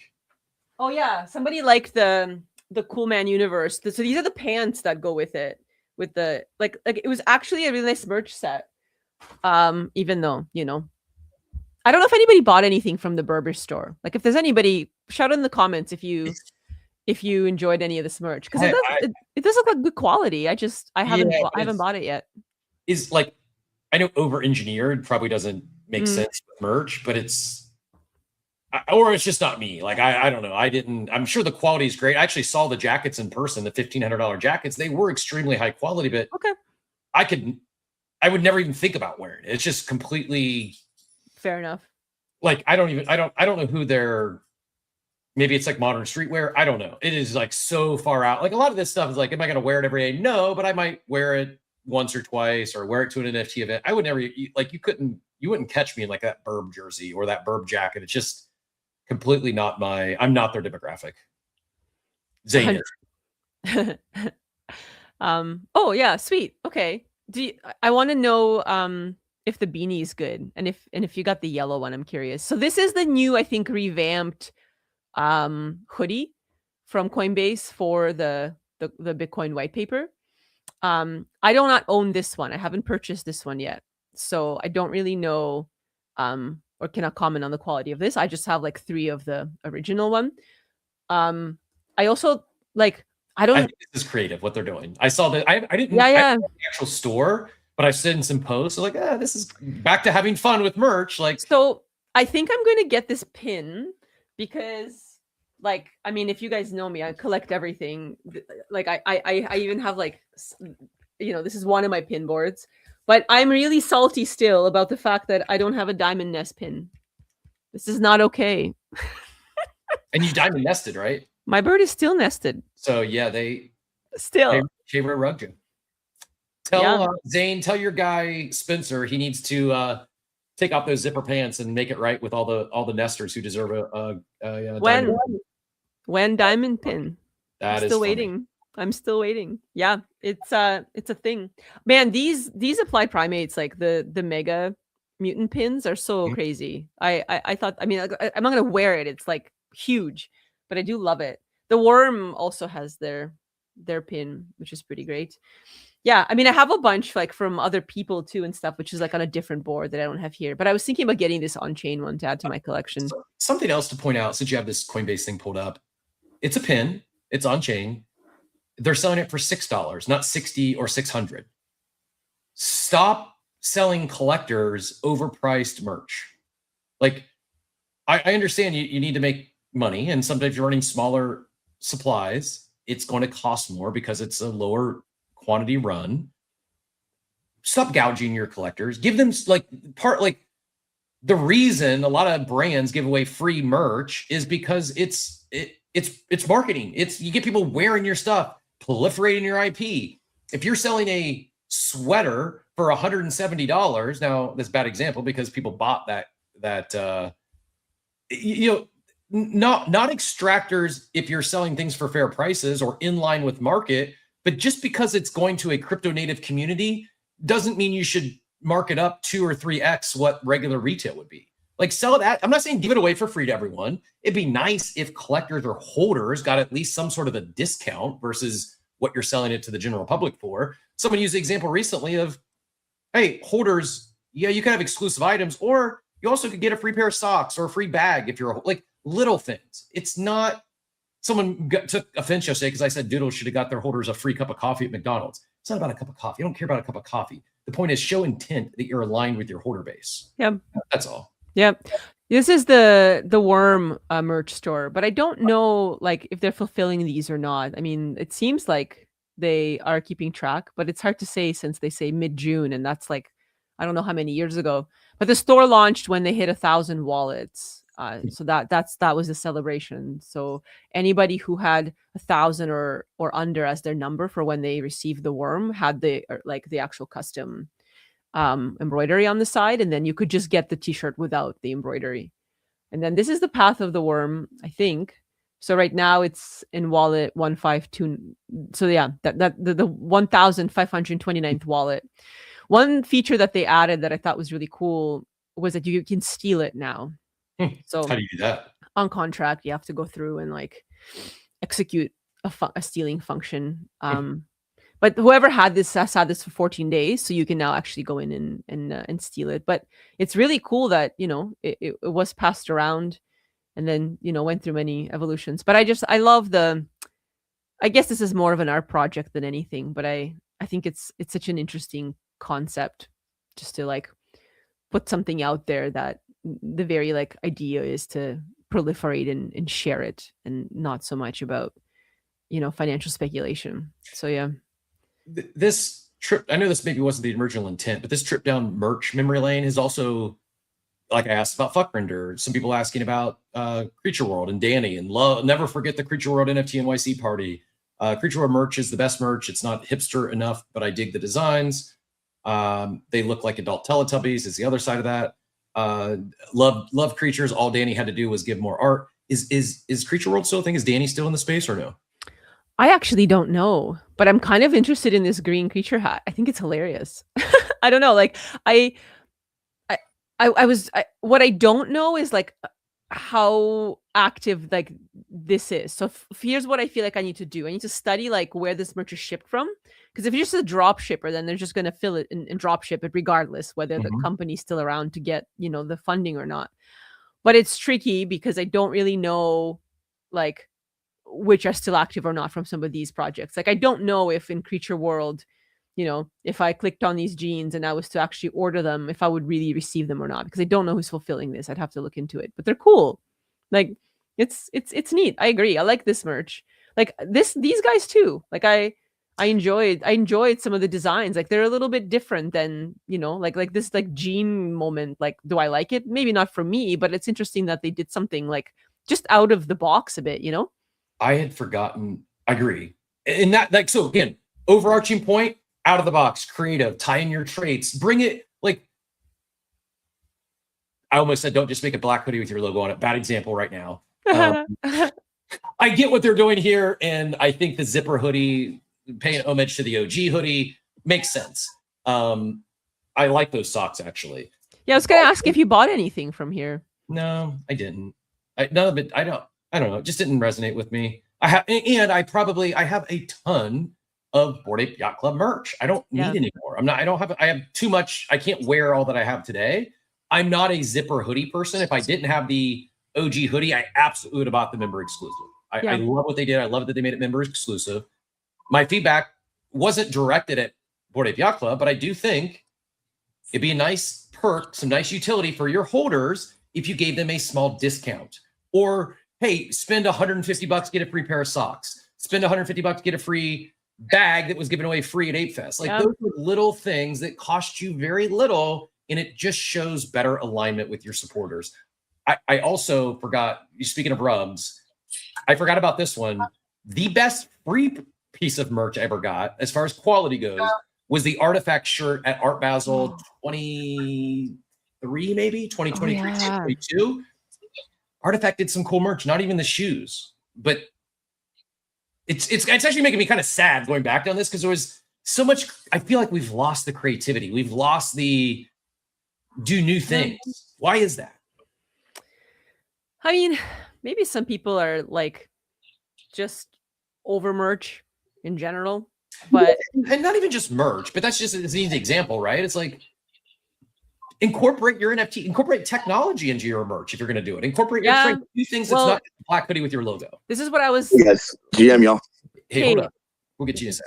this is what I was gonna say. Like with the Fuck Render store, for instance, we had like a bunch of resources, a bunch of things we were collecting, and so we had the option to actually like reduce the number in the collection. We burned a bunch of things, and as a result, we got like store credit. We got points, and so we went in with our points and then just ordered a bunch of merch that and like actual cool merch because I like Fuck Render and I like I mean separately he has his own store where he has like like his chain links. He has like full on gold and silver jewelry with some of that stuff. He's a 3D like sculpture artist as well. I didn't share it here because I feel like maybe doing down the line at some Tuesday, maybe we can go down into like artists merch because I think that's a bit different than like project merch. Mm-hmm. And I can definitely highlight a couple things for if people are interested in that kind of thing.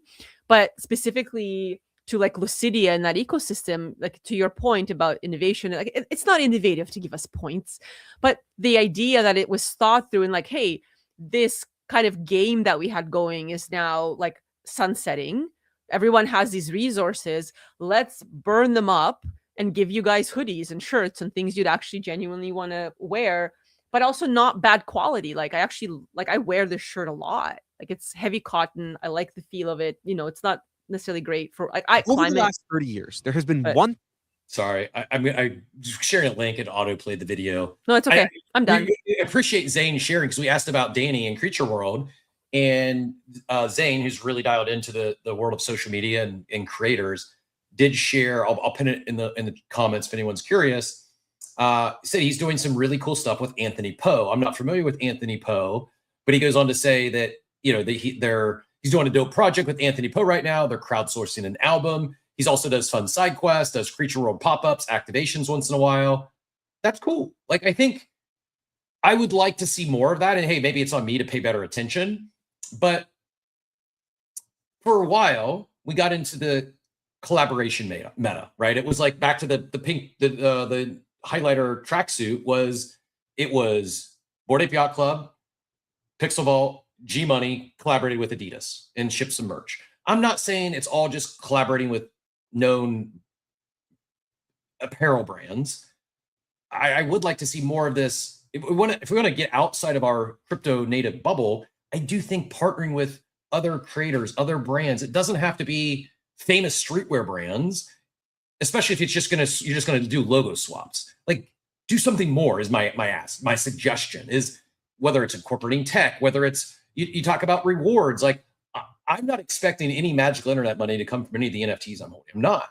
But it'd be nice to have some sort of like, oh, you get access to this drop because you have an NFT, or you get a discount, or you get free shipping, or the only way to get this cool collaboration is you can redeem your points instead of a token. Like, there's so many ways that doesn't have to go back to a TGE or free magical internet money that they can drive value and show alignment with their holder base. And it just feels like very few of them are even trying anymore. I'll end my rant. Sorry. No. Do we have a speaker as well? I think somebody was trying to say something. Yeah, Corky, go ahead and get in here, and then we'll go to Poppy. Yeah, GM, y'all. Man, what a trip down memory lane. Can you hear me okay? Yeah, we got you. You're Man, good. My little quirky brain and squid was about to blow up 800,000 times listening to you guys go down memory lane and all the things that popped into my little skull here. So bear with me here for a second because I love that discussion and just going through it all. It brings up some serious memories over the last 3+ years now. It's crazy how long it's been. But first of all, Outer, I know you're from Toronto. I'm from, basically southern Canada, aka Minnesota. And so I noticed you said toque at one time, and then you said beanie. Can you please clarify when it's a toque and when it's a beanie? Absolutely. When I say it, it's a toque, and when you say it, it's a beanie.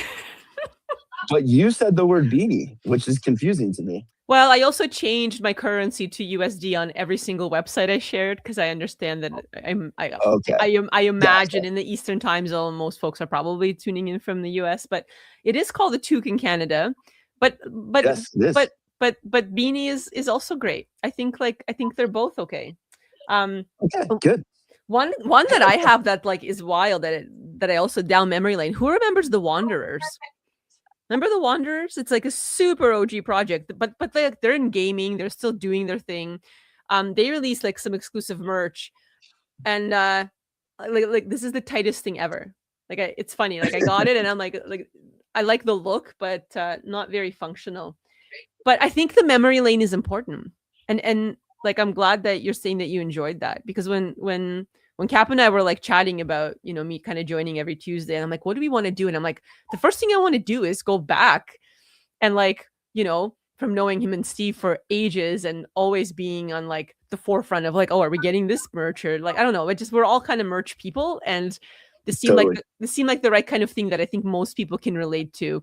So yeah, if you have merch to share, if you're listening, please in the comments share it, because I'm gonna look through, like, I saw some Mizuki in there, like I'm excited if and I love collecting this stuff. So yeah, I don't know, there's something about that nostalgia that we've all been through that kind of unites us, and I think like it's almost like a merch NFT wrapped, if you will, for me. Like, here's all the stuff I've collected over the last however many years. Yeah, I don't know. That it seemed like it was funny good. how that goes. But yeah, I'm having a bit of FOMO because I'm here watching or just listening in on X, but I know that you guys have the video, so I'm gonna have to go back and review the game tapes because I want to take a look at all this cool stuff you're talking about. I can picture it because I was there when a lot of it dropped, but I want to be able to see it in the true living color. But it actually kind of reminds me a little bit, Captain. You might, I know out here you're not much of a sports ball person, but Captain, it reminds me a little bit about, like, you know, all of the merch that championships like are printed for, right? Like the team that loses the Super Bowl,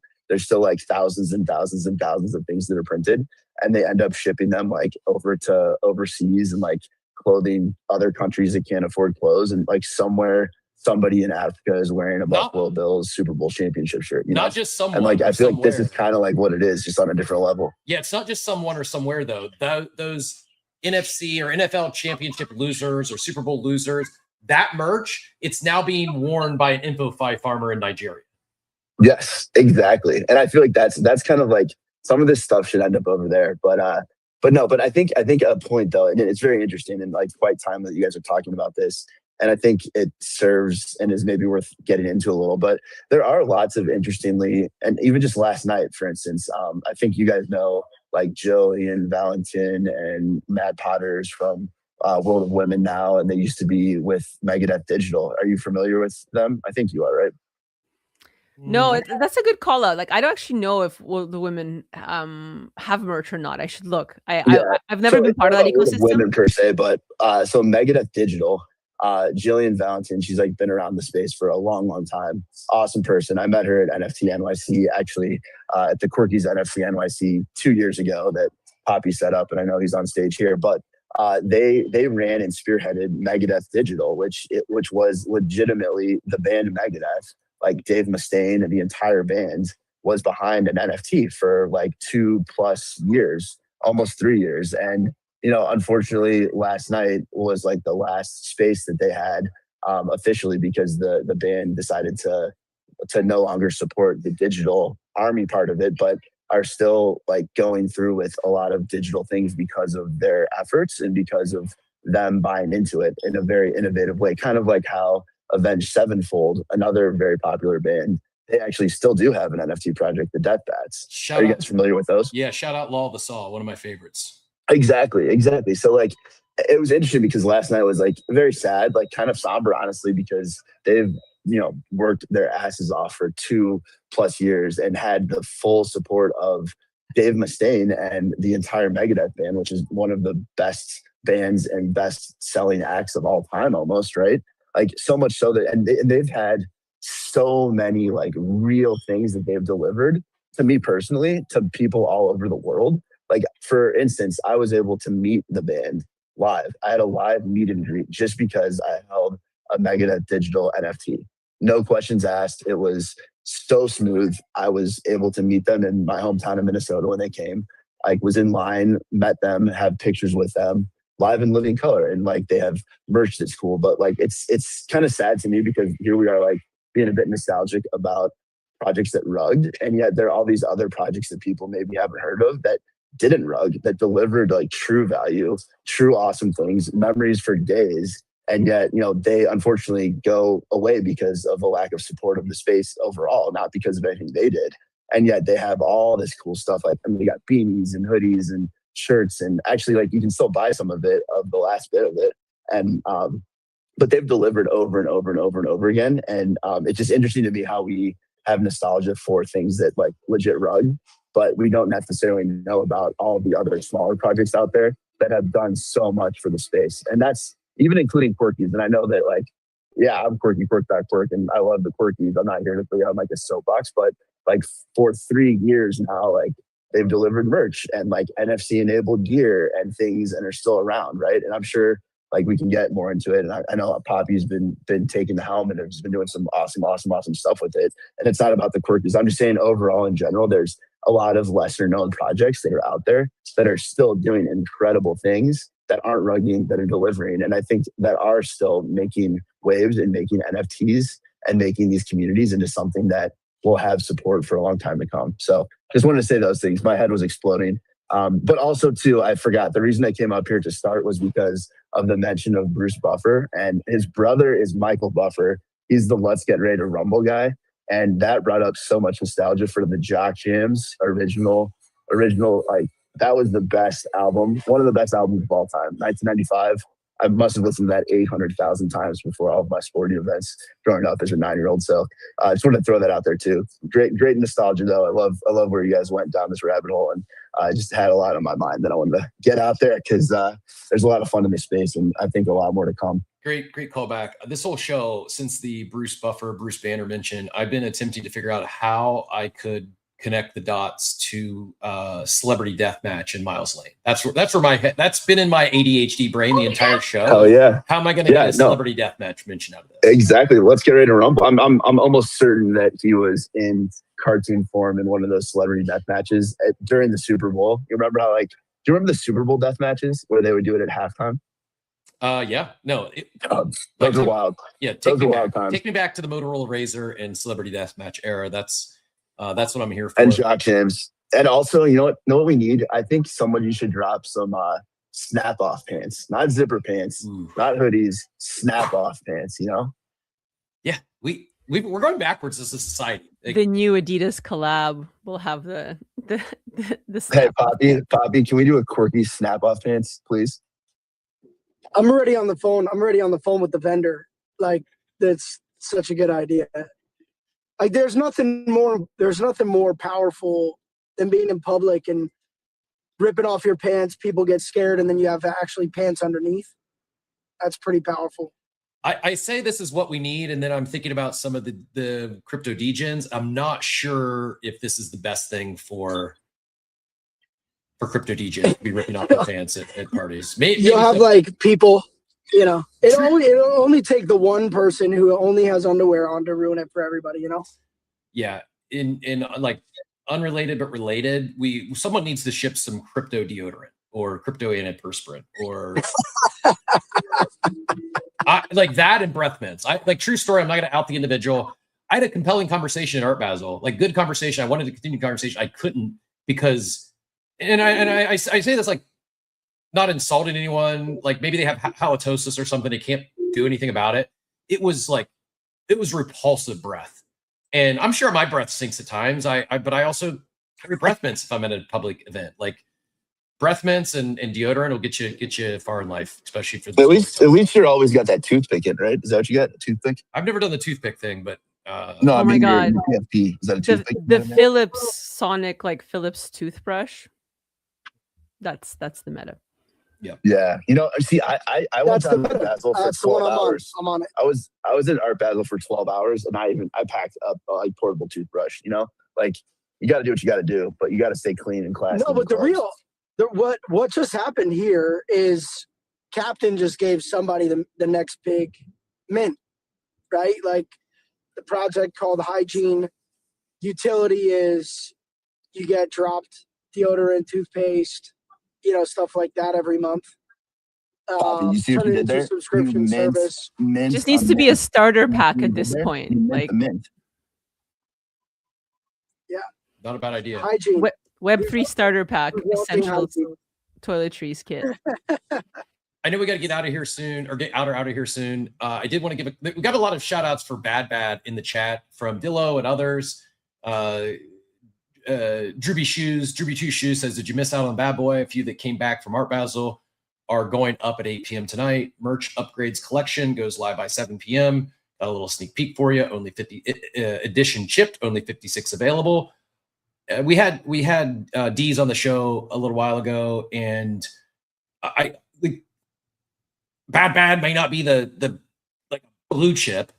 They're doing merch right, in my opinion, in the sense of corporate into the NFTs, gamifying it, making it fun. Like, just, it's not just a traditional standard merch drop to sell to their customers, but rather aligning with their community and their collectors and doing fun stuff. So they had several mentions. I wanted to shout them out because of the multiple mentions in the chat. And that's super fair. And I think, like, look, we're not gonna be able to cover everything. And I think maybe we'll do a part 2 in, like, you know, at some point sometime, because there's Crypto Moris. There was, like, what was that? There's so many projects. I feel like at some point, ones that are still here and ones that are not. So if you guys have suggestions, DM me your merch suggestions and we'll, like, look into it. Like, I'm always collecting this stuff and I'm always curious about it. Do you have Quirkies or Quirk Life apparel? I came late to the space. I don't know if we got in the mention. No, I do not have it, as in I do not own any, but I did pull up the site when I saw you come up. So I am looking, and I see that there's like a Quirk Life, there's a bunch of collections, Street Life, Legacy. Yeah. Anything, probably you got to wind things down, but anything real quick you want to call attention to or direct anyone to before we wind things down? Yeah. What's your favorite piece of merch? No, I mean, I jumped up because I heard the apparel conversation, and I was just going to double tap Cap you. One of your monologues there, you were talking about just the holder side of things. So obviously I acquired Quirkies in September. I've been a part of the ecosystem for over 3 years. One of the first things that we did was evolve the Quirky streetwear to Quirk Life apparel, because we didn't want to just be in a box of like, oh, this is only streetwear. Though it is our core competency and we're going to, lean into that culture. Our audience is not like the quirky NFT holders. Our audience is, the world. We want to build this brand to be globally recognized and respected. We're going to be building the whole Web2 infrastructure. We've already started through socials and ads and physical events. And that's what we did at Basel. We didn't do a Web3 activation at Basel. We did a Web2 activation to, put our brand out there.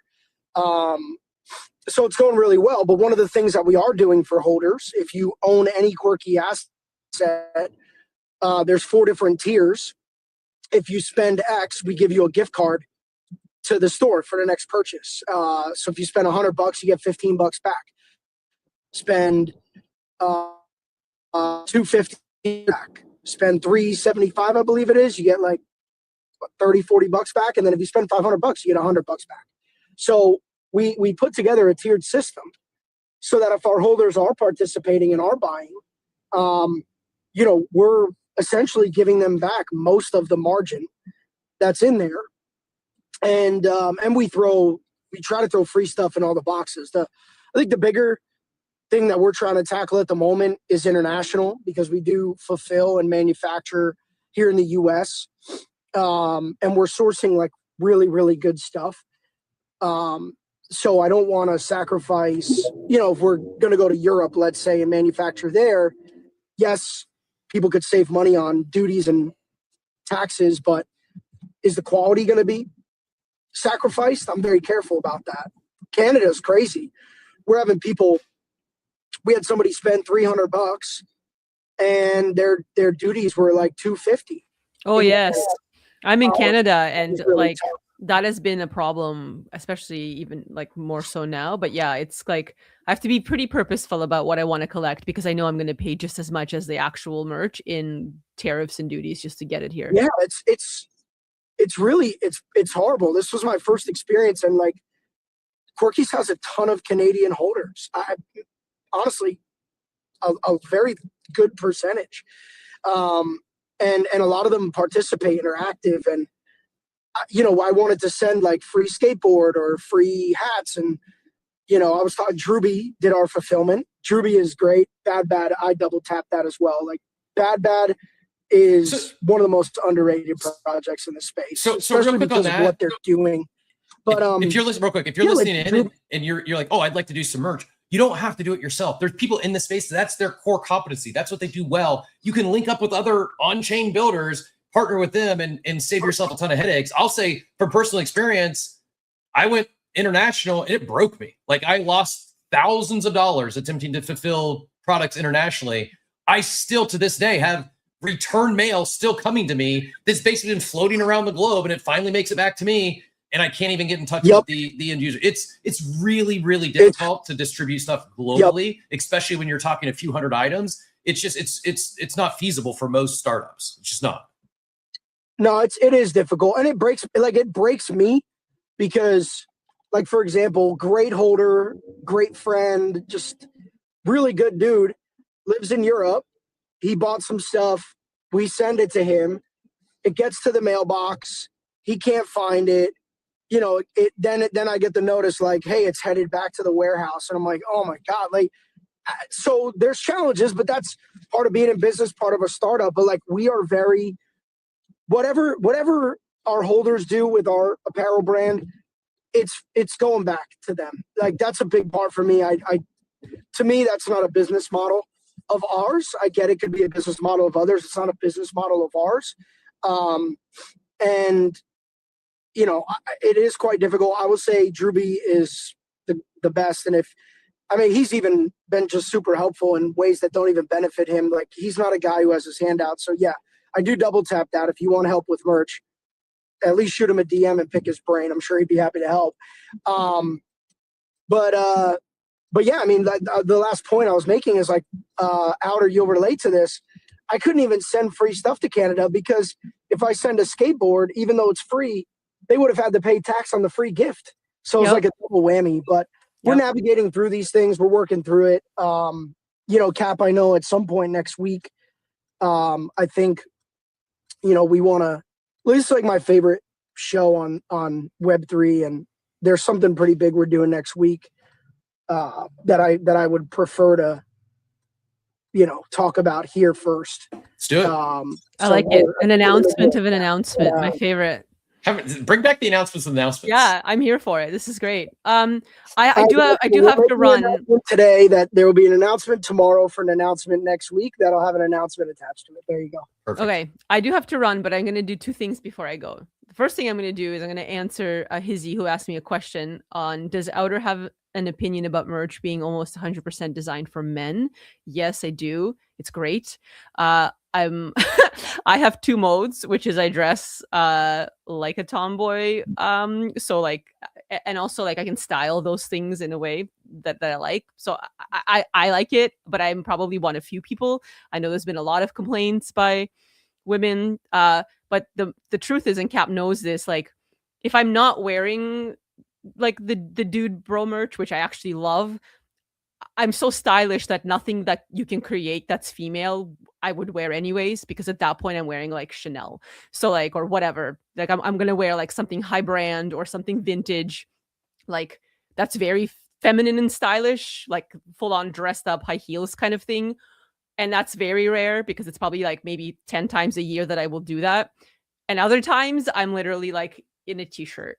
So yeah, I'm not like the good spokesperson to ask. Yes, design more ladies merch. Ladies will love it. But I'm like the worst person to ask. I'm releasing ladies polo this week. I'm like literally like I will just not wear any of it. And then the other thing I want to say and end with is thank you for having me on the show. I'll be back every Tuesday. So I'm excited to be here, which is really nice. It's been a while. It's been a crazy, insane year. So this is a very nice, like a nice thing to start just pre and then continue into the new year. So I appreciate you having me, and we'll see what other fun things we can come up with for Pleasure's all mine. Really enjoyed the conversation. Grateful that you're taking time out of your busy schedule to spend it with us. Sorry for taking you at least 24 minutes longer than we planned, but greatly appreciate it. And yeah, really looking forward to our Tuesdays. Yeah. See you next week. Have a great one. Mosher, if you want to get in here real quick, go ahead. And then we'll send everyone off into their Tuesday. Guys, I'm pretty sure Pappy just said everyone in the audience gets free T-shirts. Is that did I hear that correctly, or am I hearing things? Yeah, listen, we'll find a way to get it I'm done. only Everyone joking, in the mate. I'm only audience joking. at NFT NYC event. Come to our NFT NYC event. Send the bills to me. I'll pay them.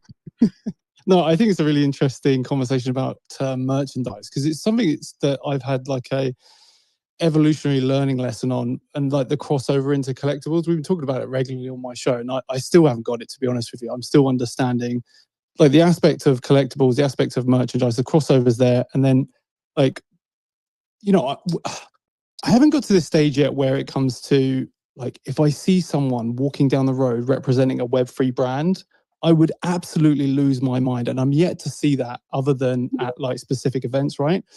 And I think that's quite a meaningful milestone. But I think in between those phases, I think I completely understand where, you know, when you look at the Web3 trajectory and landscape of where we're at right now, it really does make sense for Web3 brands to like open up that avenue for people to like socially signal the brand that they love.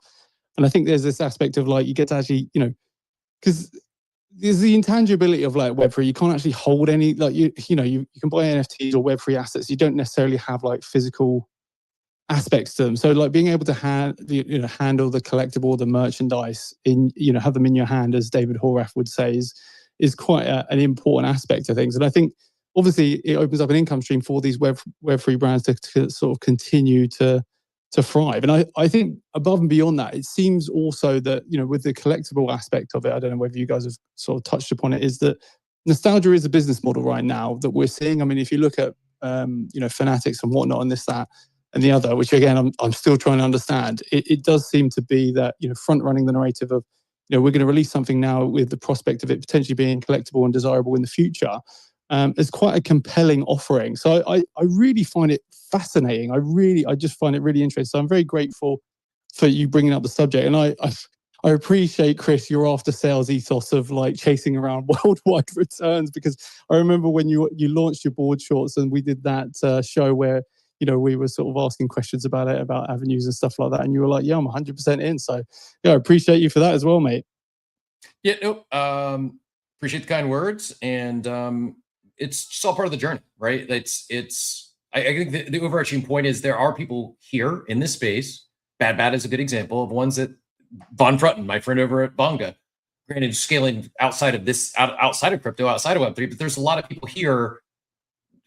James Costa, Clubhouse Archives, they've spent decades in the apparel business, in the fashion business, and you don't have to do it all yourself.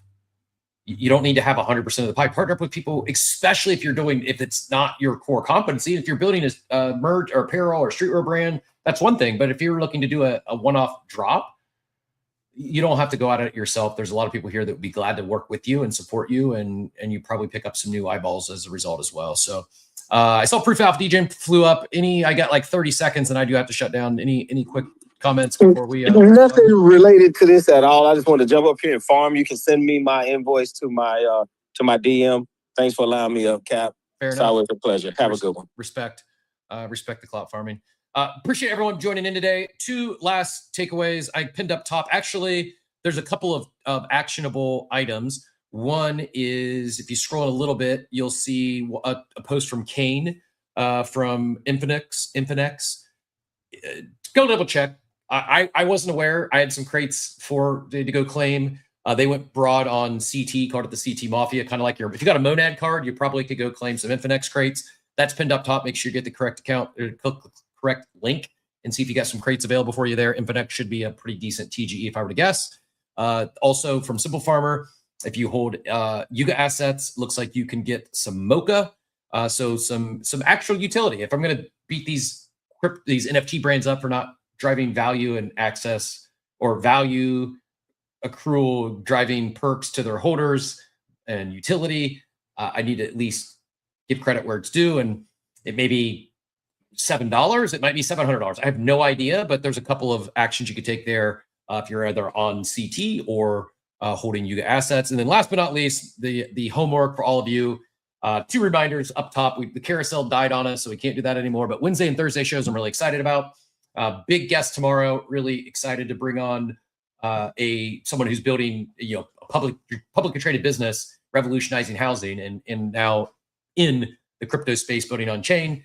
And last but not least, big guest on Thursday as well. Both those are pinned up top. Would appreciate the miners. We'll get you out of here. Thanks for everyone who joined. Appreciate everyone adding to the conversation, and special thanks to Outer and co-hosting and pulling together all this merch stuff. I enjoyed the trip down memory lane. Hope you did as well.